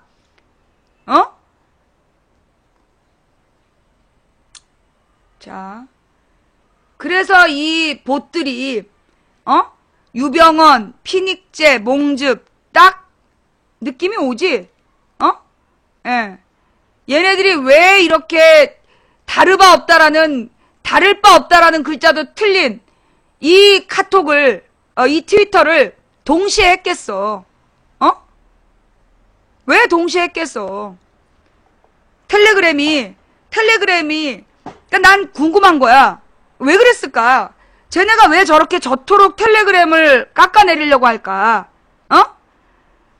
언뜻 듣기에는, 언뜻 생각은 박근혜 때문에 다음 카카오 망했다는 비난이 두려워서 저렇게 하는 걸까? 나는 그것 때문에 쟤네가 저렇게 할 것 같진 않아. 그럼 뭐 때문일까? 얘네가 카카오톡으로 허위사실을 유포하기 위해서 실제로 카카오톡으로요, 이상한, 내가 모르는 사람한테, 자기는 모르는 사람한테 카카오톡이 왔다는 거야. 세월호에 대해서 허위사실이 쫙 유포되어 있는, 세월호 특별법에 대한 허위사실을 어떤 놈이 보낸 거야. 모르는 번호에서. 그러면 그건 어떻게 됐단 얘기야? 그쪽에서 내 번호를 갖고 있단 얘기예요. 그쪽에서 내 번호를 갖고 있으면, 그러면 그 친구가 아니어도 메시지를 보낼 수가 있어, 카톡은. 그렇잖아. 그 친구가 아니면, 내 번호를 갖고 있으면 자기네들이 그냥 허위사실만 보낼 수 있단 말이야. 그러니까 우리들의 번호를 갖다가 개인정보를 다 팔았잖아, 정부에서 또 20원인가 30원에. 그러니 우리 전화번호를 죄에 입력해놓고 이제 허위사실을 유포할 그 시스템을 갖춰놨겠지. 그런데 카톡을 삭제해버리면 그게 안 될 거 아니야. 지네가 번호 다 입력해놓고 카톡으로 허위사실 유포하고 있다가 그 카톡을 삭제해버리면 허위사실 유포가 안 되잖아. 그러니까 저렇게 텔레그램을 깎아내리면서 카톡을 유지해야 된다고 저러는 거 아니냐 이거죠. 그러니까 카톡으로 이 텔레그램을 그러니까 카톡으로 허위사실 유포하는 지네가 망을 만들어놨는데 카톡을 탈퇴해버리면 지네들이 그걸 못 쓰니까 그러니까 저렇게 텔레그램을 깎아내리는 거 아니냐고. 김정은한테 무슨 존칭을 쓰나요? 나는 그냥 김정은이라고 불러. 무슨 존칭이야, 존칭. 박근혜나 김정일한테 위원장이라 그러지. 나는 김정은한테 존칭 안 써. 난 우리나라 대통령한테도 존칭 안 쓰는데 내가 뭐하러 김정은이한테 존칭을 써? 가끔 애칭은 쓰지. 김정은 개새끼. 됐어? 어디다 대고 존칭을 뭘 쓰냐? 어? 가서 김정일한테 그 김정일 위원장이라고 존칭한 박근혜한테 나가서 따져. 어디서 시비질이야? 그래요. 그 왜 망치 부인은 그러면 김정은을 싫어하냐? 나는 김정은만 싫어하는 게 아니야. 김정일도 싫어해. 김일성도 마찬가지고. 왜냐? 김일성하고 박정희가요. 김일성하고 박정희가 독재를 시작한 시점이 똑같아요. 원래 그 김일성이 뭐였지? 그 1920년부터 1960년까지는 그래도 정상적인 지도력을 가지고 있었다는 거야. 1920년대는 독립운동을 했던 거, 나는 그게 거짓말인 줄 알았는데, 그게 뭐, 동아일보에서 신문 동판을 갖다 줬다며? 그러니까 이제 김일성이가 1920년에 독립운동한 거는 역사적 사실이래. 근데, 김일성이 1945년 이후에, 그, 북한에 와서 정치를 시작한 다음에, 북한에 이제 정치를 시작하잖아. 그래갖고 1960년까지 15년 동안은 독재가 아니었다는 거야. 그 이제 독재 체제가 아니고 김일성 우상화 체제가 아니라 그 기간 동안, 그러니까 한국전쟁이나 이럴 때 보여준 모습은 정말 리더십 있는 모습을 보여줬다는 거야. 그 실제로 우리나라에서 김일성이, 그러니까 북한에서 김일성이 1960년까지 지배하던 그 시절에 우리나라는 이승만이 했잖아. 이승만 때보다 김일성이 국민 1인당 GNP가 높았다는 거야. 그래서 1960년까지는 김일성도 그렇게 비난받을 만한 짓을 안 한 거야. 그런데 언제? 1960년부터 김일성이 뭘 했냐 하면 숙청을 하는 거야. 1960년부터 북한 내에 있는 다른 사회주의자들 중에 자기 파가 아니면 다 죽인 거지. 그러니까 죽이거나 아우지 탄광으로 보내거나 정치인 수용소로 넣어버리거나 그러면서 자신의 독재체제를 구축한 게 1960년부터야. 1960년부터 독재체제를 구축하면서 1970년대에 그러니까 10년 동안 막 그 정치투쟁을 해가지고 자기의 숙적들을 다 제거하고 1970년대에 그 박정희는 유신헌법을 72년도에 만들잖아.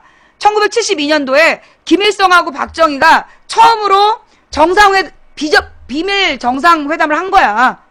그러니까 뭐 직접 만났다는 게 아니라 둘이서 7.4 남북 공동성명이라고, 김일성하고 박정희가 7.4 남북 공동성명이라는 걸 발표한 게 72년도야. 그걸 발표해놓고 둘이서 똑같이 뭘 했냐? 북한에서는 사회주의 헌법이라는 걸 만들어. 남한에서는 박정희가 유신헌법이라는 걸 만들고, 둘 다 특징이 뭐냐?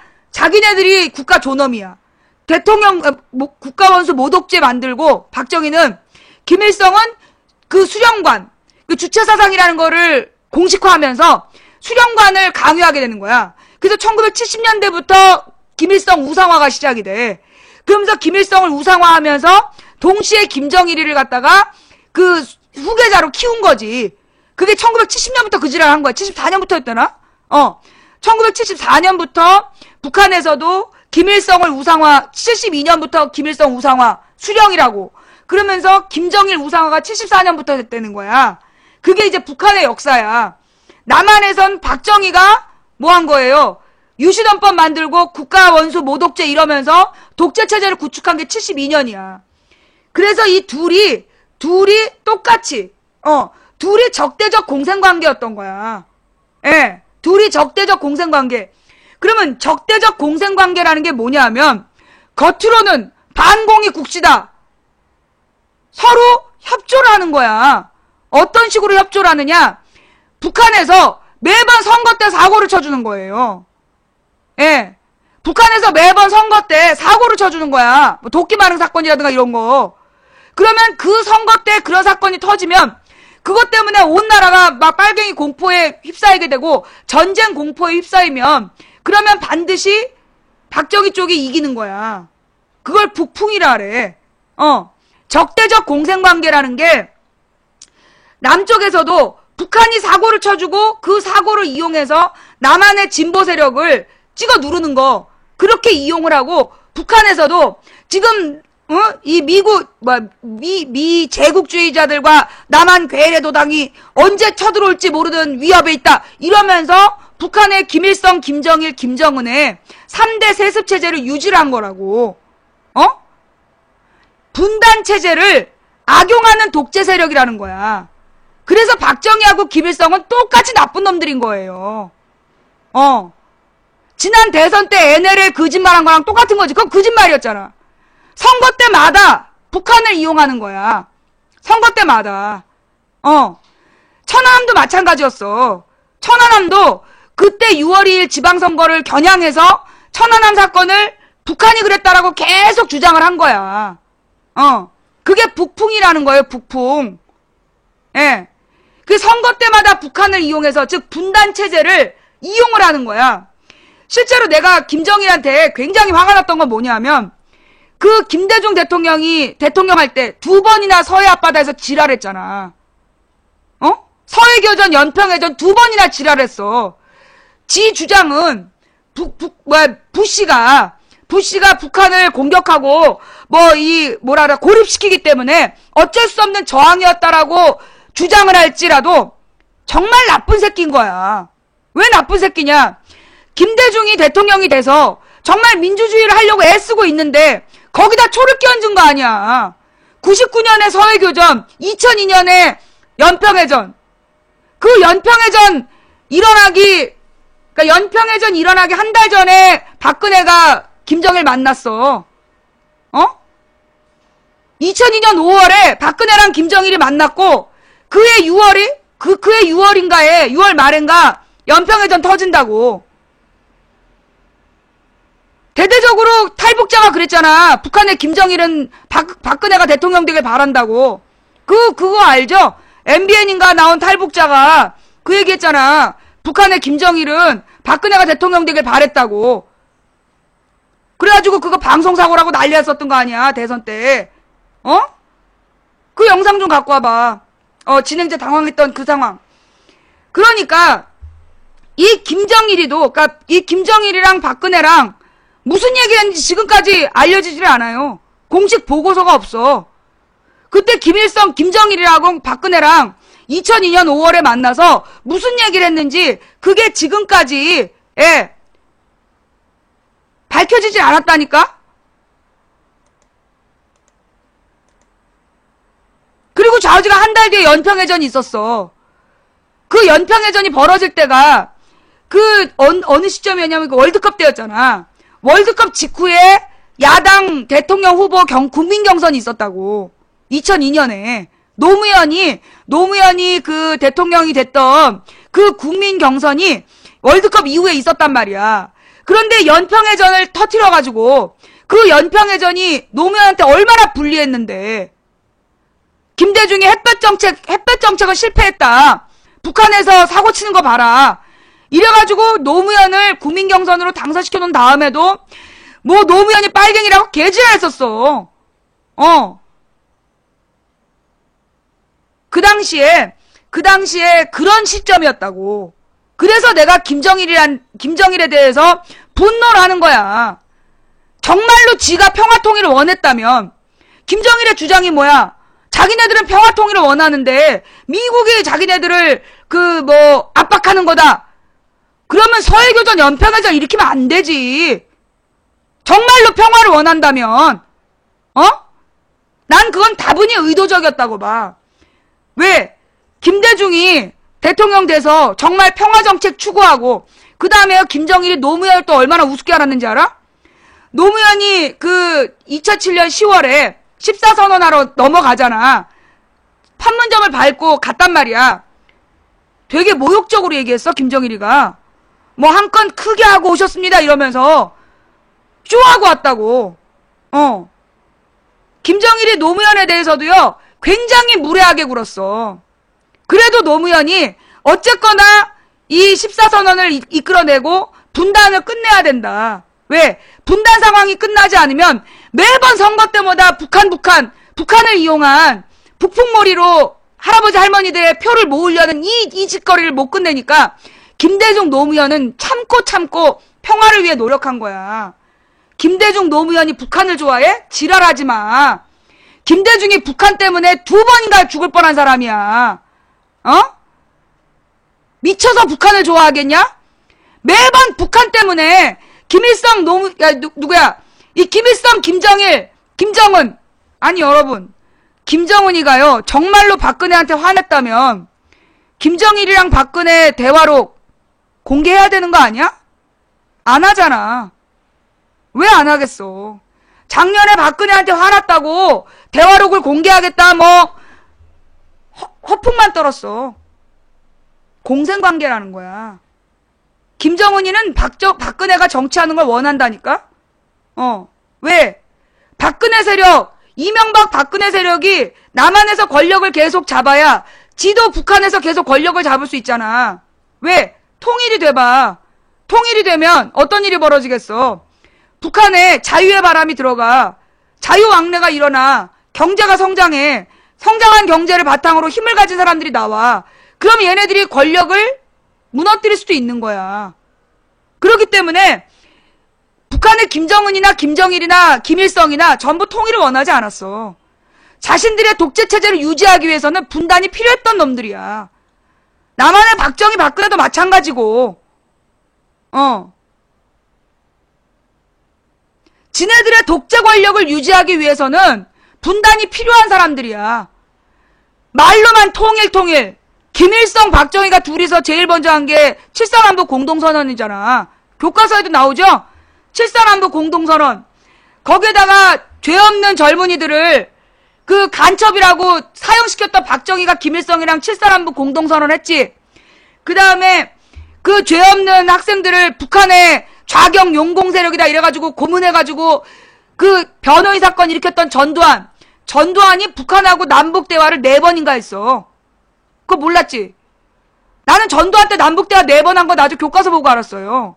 중학교 교과서에 나와. 고등학교 교과서인가? 전두환 때도 북한하고 남북 대화를 4번인가 해. 그 다음에 노태우 때 한 게 뭐야? 91년도 남북기본 합의서를 만들어내는 거야. 뭔 말인지 알아요? 7.4남북 공동성명, 김일성, 박정희. 그 다음에 전두환 때 4번인가? 남북 대화를 해. 그 남북 대화를 해서 만들어진 게 노태우 때 91년도 남북기본 합의서야. NLL은 국제법 위반이니까 지금 즉시 논의를 시작한다. 노태우가 약속해줬다니까? 이거 몰랐지? 이 얘기 처음 듣는 사람. 지금 이 얘기 처음 듣는 사람 있죠?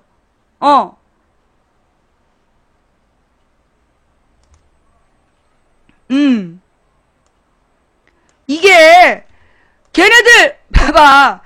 박정희, 전두환 그때 뻑하면 빨갱이라고 자기 비판하는 사람들 빨갱이라고 다 죽였잖아. 걔네가 북한이랑 대화했다니까. 겉으로는 반공, 국민들한테는 반공 그러면서 뒤로 북한하고 손잡고 있었고, 그리고 선거 때마다 필요할 때 사고 쳐준 거고. 김현희 사건 87년 대선 앞두고 김현희가 폭파시킨 거 아니야. 비행기 폭파시켰다. 그러면서 김현희가 들어왔어. 대선 3일 전에. 이게 전부 다 공생관계라는 거야. 공생관계. 광주가 폭동이면 네가 팔이지. 천안함 사건이 일어난 지 4년 반이 지났습니다만 북한 잠수함의 어뢰 공격으로 천안함이 침몰했다는 민관 합동조사단의 발표에 여전히 동의하지 않는 여론이 있습니다. 이런 상황에서 조사에 참여했던 미국 조사팀 팀장인 토마스 에클스 미국 해군 제독의 이메일 등 자료가 공개됐습니다. 이 공개된 자료에 따르면 미국 측은 한국 조사단의 흡착물 분석 결과가 타당하지 않다면서 보고서 본문에 포함하지 말라고 요구한 것으로 드러났습니다. 또 러시아 조사단은 천안함 침몰의 원인을 기뢰 폭발이라고 봤고 한국 정부도 이런 내용이 담긴 러시아 측 보고서에 대해 파악하고 있었던 것으로 드러났습니다. 그런데도 당시 정부는 한겨레 신문이 러시아 보고서에 대해 보도하자 정체불명의 문서라며 부인했습니다. 안수명 박사. 그는 수십 년 동안 미국 국방부의 수주를 받아 군사 관련 프로젝트를 수행해왔습니다. 안택이라는 방위산업체를 설립한 그는 여러 건의 대잠수함전 관련 계약을 수주했습니다.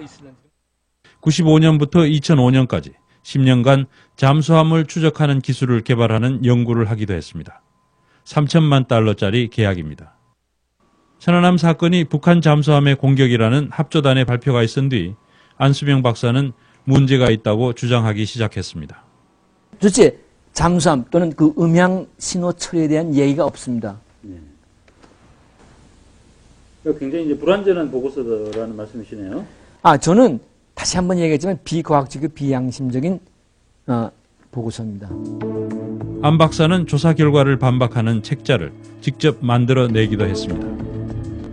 안 박사는 지난 2011년 미국 정부를 상대로 천안함 조사 활동에 참여한 미국 측 기록을 공개하라고 청구했습니다.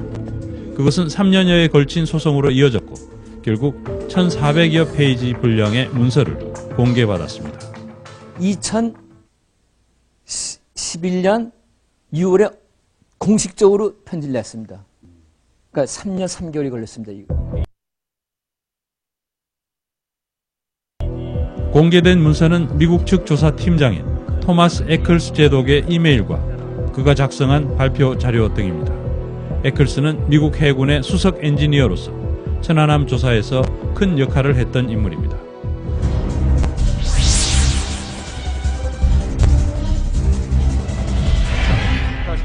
지난 2010년 5월 천안함이 북한에 의해 침몰됐다는 민관 합동조사단의 중간 발표가 나온 뒤 러시아 조사단이 한국에 들어와 조사 활동을 벌였습니다.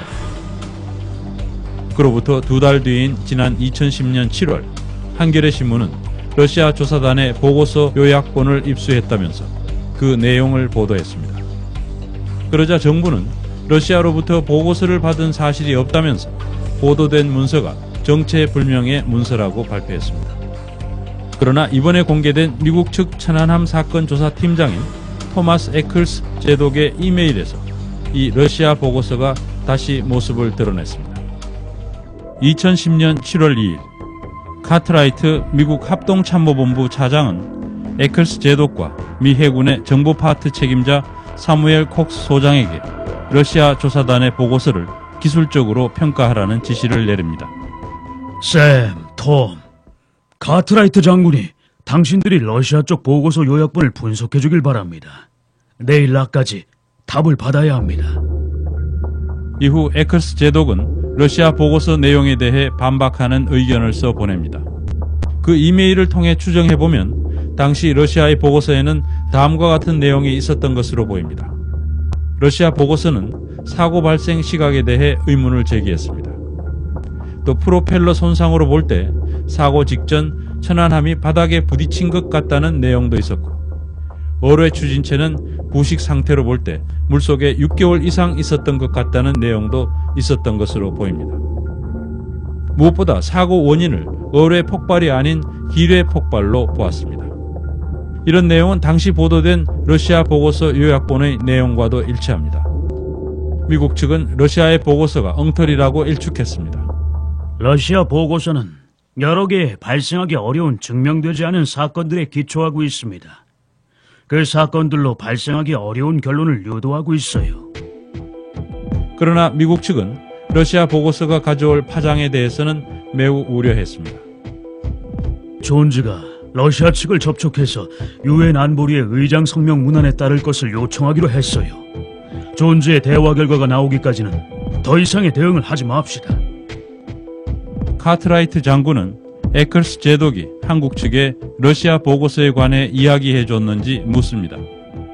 카트라이트 장군이 혹시 한국 측에 알려줬는지 묻더군요. 아니요. 알릴까요? 아니, 카트라이트 장군이 NSC에서 논의할 겁니다. 그 결과가 나올 때까지 기다려봅시다. 이어 7월 6일에는 한국이 러시아의 보고서를 입수한 것 같다는 내용의 이메일도 주고받습니다.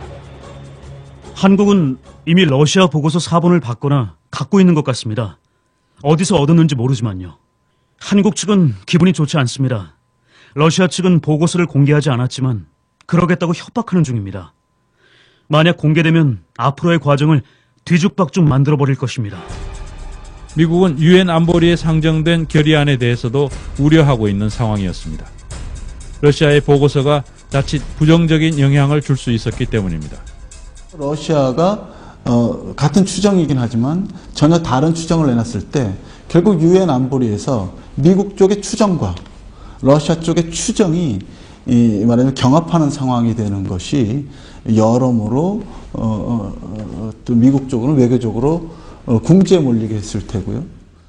하지만 결국 러시아의 보고서는 발표되지 않았고 유엔 안보리는 천안함 사태를 규탄하면서도 북한을 공격자로 지목하지 않는 형식의 의장 성명을 채택했습니다.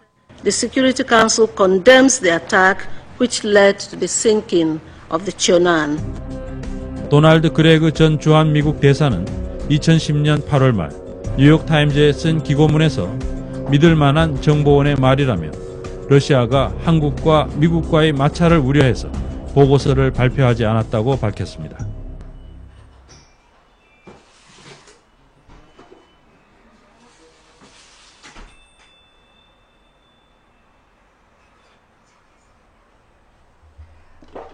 지난해 뉴스타파의 조세 피난처 보도. 자, 지금 내용 뭔 말인지 알아들어요? 되게 어려운 내용이었는데 무슨 내용인지 알아들었어요? 아까 어뢰하고 기뢰가 나오는데 어뢰는 뭐냐면 어뢰는 잠수함 같은 데에서 잠수함에서 공격하기 위해 발사하는 게 어뢰야. 내가 알고 있는 상식은 그래. 발사하는 게 어뢰이고 기뢰는 뭐냐 하면 왜 그 땅에다가 왜 저기 그 지뢰처럼 지뢰 알지? 지뢰가 왜 묻어놓는 거잖아. 묻어놨는데 이렇게 밟으면 터지는 거. 그런 것처럼 기뢰는 뭐냐면 물속에 띄워놓은 그런 폭탄. 그러니까 물속에 띄워놓은 물속 어뢰, 물속 지뢰라고 보면 되는 거야. 예. 물속에 이렇게 그 띄워놓는 그 기뢰들이다. 그러니까 이제 지뢰 같은 거지. 그래서 그때 천안함이 기뢰에 의해서 당했을 것이다. 라는 게 이제 이 러시아의 주장이었고, 그 다음에 이제 미국은 어뢰의 주장이다라고 얘기를 했는데, 이 미국이 나중에 미 국무성에서요, 미 국무부 차장인가가 뭐라고 얘기를 하냐면, 공식적인 최종 입장이었어, 미국의 입장이. 우리는 한 번도 북한이라고 규정한 적 없다. 단정한 적 없다. 천안함 사건 석 달인가 지난 다음에 미 국무부 차장이, 그러니까 선거 끝나고 이제 9월인가, 그해 9월인가 그랬어. 미 국무부 차장이 우리는 천안함이 북한의 행위라고 단정한 적 없다. 그 발언이 나왔었어. 이게 무슨 얘기인지 알겠어? 예. 그래서 그 다음에 이제 요 뒷부분이 있어요. 뒷부분.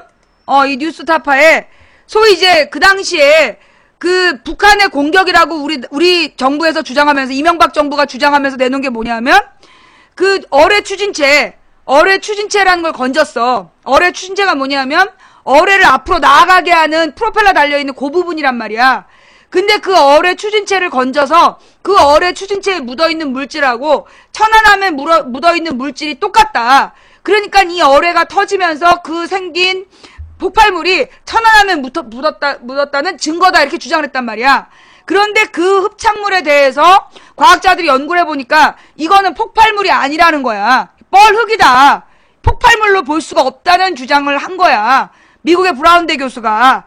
그런데 이제 그 당시에 그랬었단 말이야. 그런데 사람들이 막 우리 정부에서 브라운대에다 압력을 넣어갖고 그 교수 쫓아내라 그러고 입을 닫게 해버렸어. 자, 그런데 보니까 그 당시에 흡착물에 대한 한국 정부는 천안함 사건 진행 과정에서 여러 차례 사실과 다른 말을 했는데요. 민관 합동조사단의 천안함 흡착물질 분석은 의도적인 조작이라는 비판까지 받았습니다. 그런데 미국 조사팀장 에클스 제독 역시 합조단의 흡착물질에 대한 분석 결과가 타당성이 없다면서 이 보고서에서 빼거나 부록으로 넣자고 주장한 것이 드러났습니다. 오대양 기자가 이어서 보도합니다.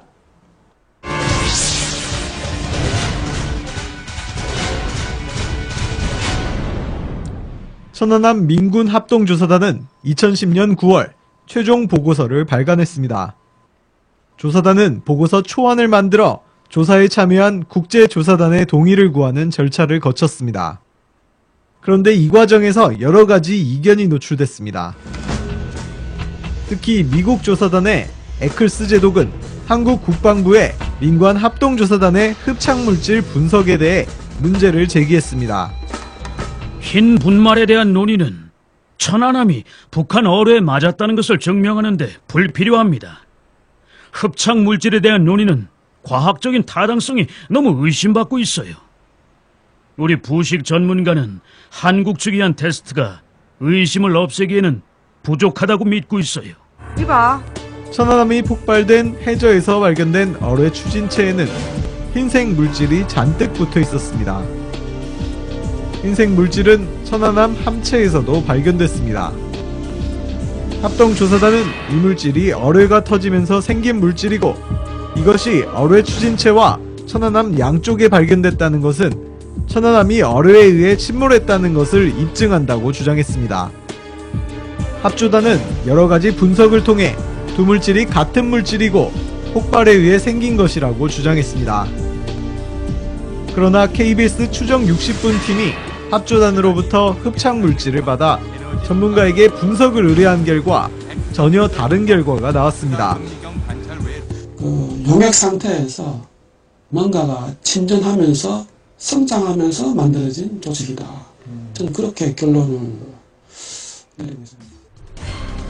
이것은 흡착 물질이 폭발로 생긴 것이 아니라 물속에 가라앉은 뒤 천천히 일어나는 부식에 의해 생겼을 가능성을 말해줍니다. 그러나 조사단은 당시 추정 60분 팀의 질문에 끝까지 수화물이 아니다. 즉 부식에 의해 생긴 것이 아니라 폭발로 생긴 것이라고 주장했습니다. 수화물 절대 아닙니다. 추정 60분은 방송 뒤 방송통신심의위원회로부터 징계까지 받았습니다. 그러나 정작 한국의 최고 우방인 미국 측 조사단장 에클스 준장은 당시 합동조사단의 분석 결과에 이의를 제기한 겁니다. 우리 부식 전문가는 한국 측이 한 테스트가 의심을 없애기에는 부족하다고 믿고 있어요.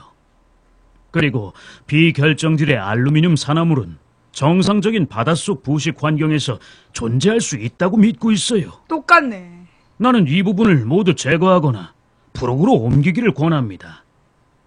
만약 이 사건 전체가 흡착물 분석 결과에 의존하는 것으로 보여진다면 아마 합조단은 신뢰도를 잃을 것이고 나는 그런 접근 방법에 찬성할 수 없습니다. 결국 한국 측은 미국 측의 요구를 수용하기로 합니다. 제동님이 편지에서 의견을 말씀하셨는데요. 장군은 한국 측은 흡착물 분석이 보고서에 들어가는 게 필요하다고 느낀답니다. 그렇지만 대부분을 부록으로 넣기로 했답니다. 오늘 밤에 언제 수정 작업을 할 건지 소령에게 물어보겠습니다. 그들에게 물어볼 게 있으시면 알려주십시오. 합조단은 흡착물 분석을 부록에 넣었습니다. 그러나 결론은 마찬가지로 흡착물이 폭발로 생겼다는 것이었습니다. 하지만 이번 문서 공개로 흡착물질 분석의 신뢰성이 크게 떨어질 수밖에 없게 됐습니다. 그 최종적으로 했던 결과 보고서에서 산화물이라는 근거를 가지고 폭발이라고 주장한 것은 그건 지나친 주장이라는 걸 에클스도 인정한 거고.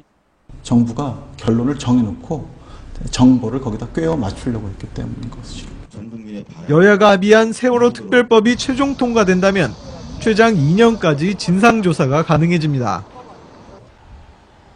그러나 46명의 장병이 산화하고 동북아 질서와 남북 관계에 엄청난 영향을 초래했던 천안함 사건의 결론은 겨우 2달도 안 돼 내려졌습니다. 천안함 사건 4년 6개월. 하지만 진상조사 결과에 대한 불신은 여전합니다. 이번에 공개된 미국 측 자료들은 그 불신의 이유 중 한 가지가 정부의 졸속 발표였다는 점을 잘 보여주고 있습니다.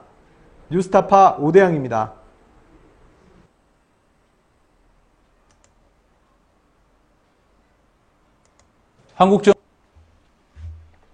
자, 그러니까 이게 지금 무슨 얘기냐면 그러면 이제 천안함 사건은 뭐냐야.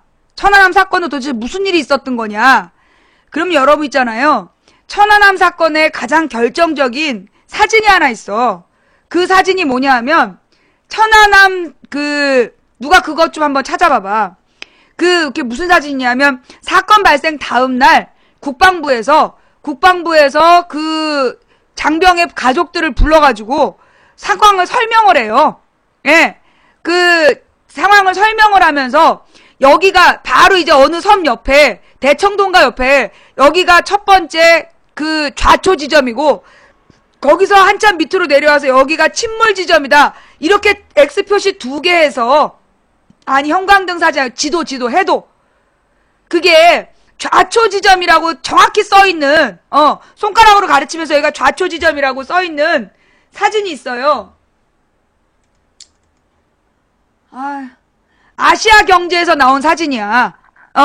아시아 경제에 나온 사진인데 거기 보면 그 백령도다. 백령도 옆에 별표 해놓고 여기가 좌초 지점이라고 별표를 해놓고 표시를 해놓고 그 다음에 그로부터 한참 밑으로 내려가서 빨간색으로 침몰 지점이라고 표시를 해놨단 말이야. 무슨 얘기냐? 처음에 이 천안함이 좌초가 된 거야.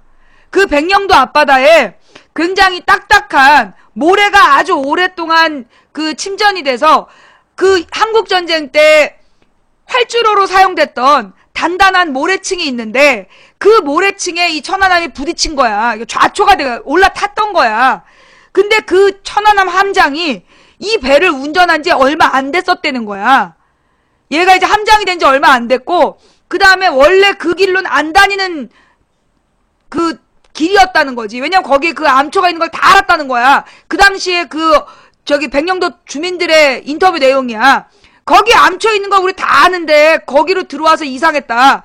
거길 와서 얘가 이제 백령도야. 백령도야. 백령도 앞에 와가지고 얘가 올라타서 좌초가 됐는데 그러면 거기 그대로 있었어야 돼.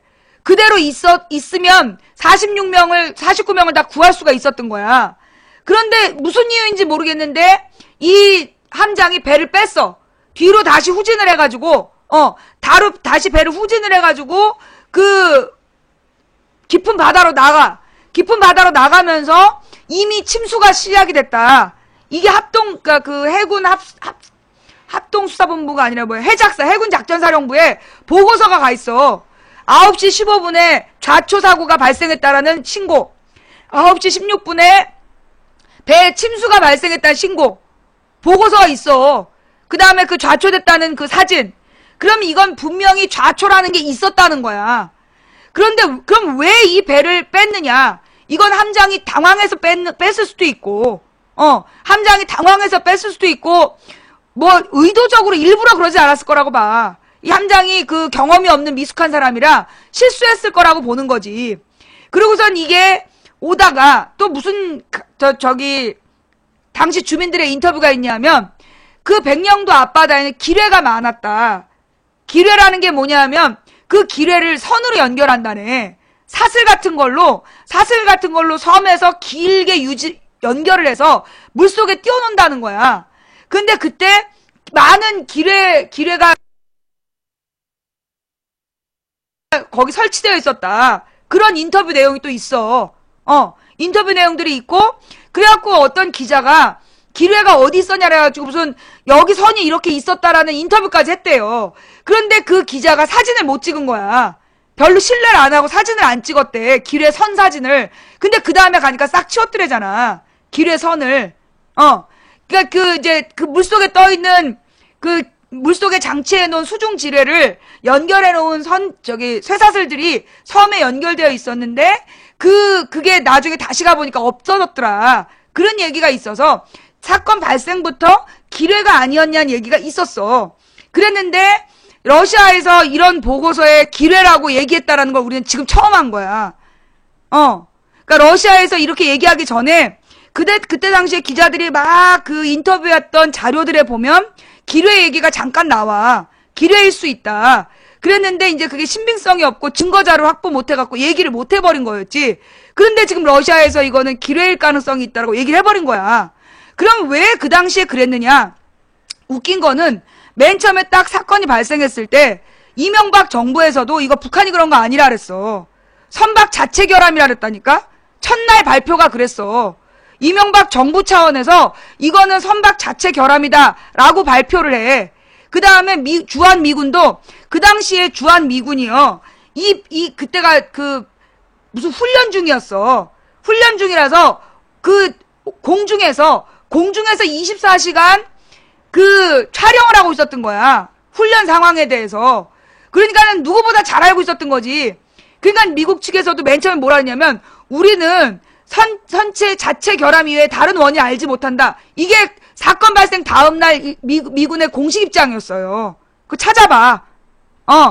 그래가지고 한미연합 해군이 뭐 수백 대가 떠가지고 그때 22척이었나? 그 앞부분에만 22척의 거대 함정이 떠 있었단 말이야. 그런 상황에서 그 잠수함이 와가지고 그랬다 이게 말이 좀 안 되는 상황이었지. 근데 좌우지간 미군에서도 그렇게 얘기를 했어. 그런데 중간에 그 사건 발생 날부터 조선일보가 북한이 그랬다. 조선일보랑 MBC가 북한 잠수함이 그런 거라고 계속 보도를 한 거야. 그러니까 처음에는 이명박 정부랑 미군이랑 비웃고 그 말에 대꾸를 안 했어. 근데 보름인가 지난 다음에 조선일보에서 이명박을 까댄 거야. 왜 모든 가능성을 검토해야지 북한이 아니라고 왜 단정하냐고 막 까댄 기사가 있어. 그리고 난 다음에 갑자기 이명박이 입장을 바꾸는 거야. 그래서 모든 가능성을 열어놓고 판단하겠다. 그게 천안함 사건 발생 2주에 나오는 얘기야. 정부에서 입장이 바뀌어. 그 다음에 뭐가 나오냐면 미군이 처음에는 우리는 선박 자체 결함 이외에 다른 원인을 알지 못한다고 얘기했다가 왜 입장이 바뀌냐. 그때 당시 미국이 이제 일본에 있는 오키나와에 미 공군 미 해군 기지가 있단 말이야. 그런데 그 미 해군 기지를 일본에서 막 이사 가라고 빼라고 막 강요를 했었던 거야. 그래가지고 그때 당시에 이제 미국의 오키나와 해군 기지를 그러니까 공군 기지인가 해군 기지인가 하여튼 그게 미 해군은 공군이 같이 있어. 비행기가 같이 떠. 오키나와 기지를 빼야 된다는 일본의 선거가 있었던가 그래서 투표인가. 일본에서 오키나와 기지 이전을 결정하는 단계였어. 그때 5월 20일인가? 5월 20일 경에 일본의 오키나와 기지 이전을 요구하는 주민 결정이 있었던 시점이야. 의회 결정인가 주민 결정인가. 그래갖고 그때 당시에 이제 오키나와에서 쫓겨나게 생긴 미군이 어떻게든지 일본 사람들에게 긴장감을 줄 필요가 있었던 거지. 오키나와 기지를 빼면 너네가 위험해질 수 있다라는 어떤 위협이 필요했고 그 상황에서 천안함을 이명박은 6월 2일에 지방선거를 앞두고 북풍이 필요했고 그때 이명박에 대한 너무나 비난이 거셌기 때문에 북풍이 필요했던 이명박과 오키나와 미군 기지를 유지해야 되는 미국의 요구가 맞아떨어지면서 천안함이 북한이 그런 거인 것처럼 몰고 갔던 거죠. 예. 그래갖고 6월 2일에 딱 지방선거 끝난 다음에 천안함 뉴스가 싹 사라져. 그러면서 그때 타진조 얘기가 나오는 거야. 그리고 그로부터 3개월 뒤인가? 9월 초에 정몽준이가 그때 한나라당 당대표였는데 이제 천안함 덮고 가자. 그렇게 얘기했다니까? 내가 지금 얘기한 거 처음 듣는 사람. 이 다 기가 막히지? 이 얘기 지금 처음 듣는 사람들 있죠? 이 이야기가요, 뉴스에 다 나왔어. 우리 망치부인방에 함께 읽는 뉴스에 가서 천안함 이렇게 검색해봐봐. 그리고 시간을 2010년 3월부터 그때부터 쭉 기사를 한번 봐봐. 다 올라와 있어. 관련 기사가 다 있어요. 예. 이 대통령 내가 배 만들어봐서 아는데 북한의 개입 증거 없다. 그때 다 그랬다니까. 그러다가 막 조선일보가 지방선거를 앞두고 북한이 그랬다는 주장을 한 거야. 그래 막 그때 왜 인간 어뢰를 딱 타고 와가지고 막 쫄쫄이 입고 막 어뢰를 타고 오는 그런 그림 그려갖고 인터넷에 올리고 지랄했었잖아. 그래가지고 아유 오빠 달려 우리가 흉내내고 막 그런 거 아니야. 그러면서 이제 조선일보는 이제 북풍몰이를 왜냐면 이게 조선일보가 항상 선거 때마다 북풍몰이 했었거든. 간첩사건, 조직사건 뭐 이러면서. 그러니까 이제 천안함을 그렇게 한 거야. 그래가지고 그때 당시에 선거 때 6월 2일 지방선거를 앞두고 그때 이명박이 결정적 실수를 해. 5월 26일인가? 5월 20 며칠 날 그 전쟁 기념관에서 나와. 전쟁 기념관에서 이명박이 저벅저벅 걸어 나와가지고 북한이 그랬다라고 공식 발표를 하면서 전쟁도 불사한다는 발표를 해버린 거야. 그거 혹시 기억나요? 생방송으로 다 저기 공개가 됐어. 전쟁 기념관에서 걸어 나와가지고 이건 북한이 그랬다라고 중간 수사 결과를 발표하면서 우리는 전쟁도 불사하겠다는 얘기를 했어. 그날 하루에 외국인들이 주식 투매를 해버린 거야. 주식을 다 던져버렸어. 그냥 하루 동안에 우리나라 주가 총액이 29조 원이 날아가. 주가 총액이, 주식값이 이제 막 부른 호가가 형성된 주가 총액이 있잖아. 그 중에서 29조 원이 내려갔다는 얘기는 뭐냐면 주가가 폭락했다는 얘기야. 29조 원어치가 폭락이 된 거야. 그래가지고 좀 놀랬어. 그래갖고 그때 특히 대기업 주식을 다 팔아버렸는데 그걸 그 다음날 우리 국민연금으로 싹 사들였잖아. 국민연금으로 외국인들이 버리고 간 주식을 다 사들였어. 주식값 떨어지지 않게 하려고. 그랬어 진짜. 이것도 다 있는 얘기야. 나온 얘기야. 그런 다음에 어떻게 상황이 발생하냐 전개되냐면 그때 우리 방에서 내가 그 얘기를 해. 천안함이 북한이 그랬다라는 증거를 확실하게 내놔라. 지금 정부가 이야기한 세 가지는 전부 다 흔들리고 있지 않느냐. 그러면서 설사 100배 양보해서 북한이 그랬다 하더라도 우리는 전쟁을 반대한다. 그러면서 전쟁을 원하는 사람은 1번을 찍고 평화를 원하는 사람은 2번을 찍자. 그랬던 거야. 우리 방에서. 전쟁이냐 평화냐. 내가 그 얘기를 해. 이거는 그 한명숙 후보 측에서 전쟁이냐 평화냐 구도로 가야 된다. 안 그러면 그 이번 선거는 개판이 된다. 그런데 그때 막 오세훈이 한명숙을 22% 차이로 앞서고 있다. 17% 차이로 앞서고 있다고 언론에서 계속 거짓말했어. 근데 내가 그랬지. 선거운동 하면서 내가 현장에서 느낀 거는 1% 차이도 안 난다. 박빙이다. 당신이 투표하면 한명숙이 이긴다. 그 얘기를 했었어. 그래서 전쟁이냐 평화냐. 그랬더니 한명숙 측에서 그러니까 민주당이 구호를 전쟁이냐 평화냐로 간 거야. 그리고 실제로 투표를 딱 개봉했을 때 1% 차이 미만으로 한명숙이 지긴 졌지만 1%가 안 난 거야. 17%에서 22% 앞선다고 거짓말했었는데 그게 이제 이 다 선거를 놓고 짜고 했던 짓거리였던 거지. 왜냐하면 나는 현장에서 사람들의 눈빛을 샌단 말이야. 현장에서 사람들의 눈빛을 세봤을 때 절대 17% 20% 차이 나는 선거가 아니었어. 그런데 언론이 일부러 그렇게 얘기한 거야. 왜? 그래서 그 당시에 노회찬이 사퇴 못하게 하려고. 만약에 그때 노회찬이 사퇴했다면 노회찬이 사퇴하고 노회찬 지지자들이 한명숙한테 표를 몰아줬으면 오세훈이가 당선이 안 됐어. 그랬는데 노회찬 지지자들이 그냥 노회찬 찍어버리게 하려고 그래서 한명숙이 22% 진다라고 계속 허위보도를 한 거야. 그리고 그 당시에 한명숙이 1% 그러니까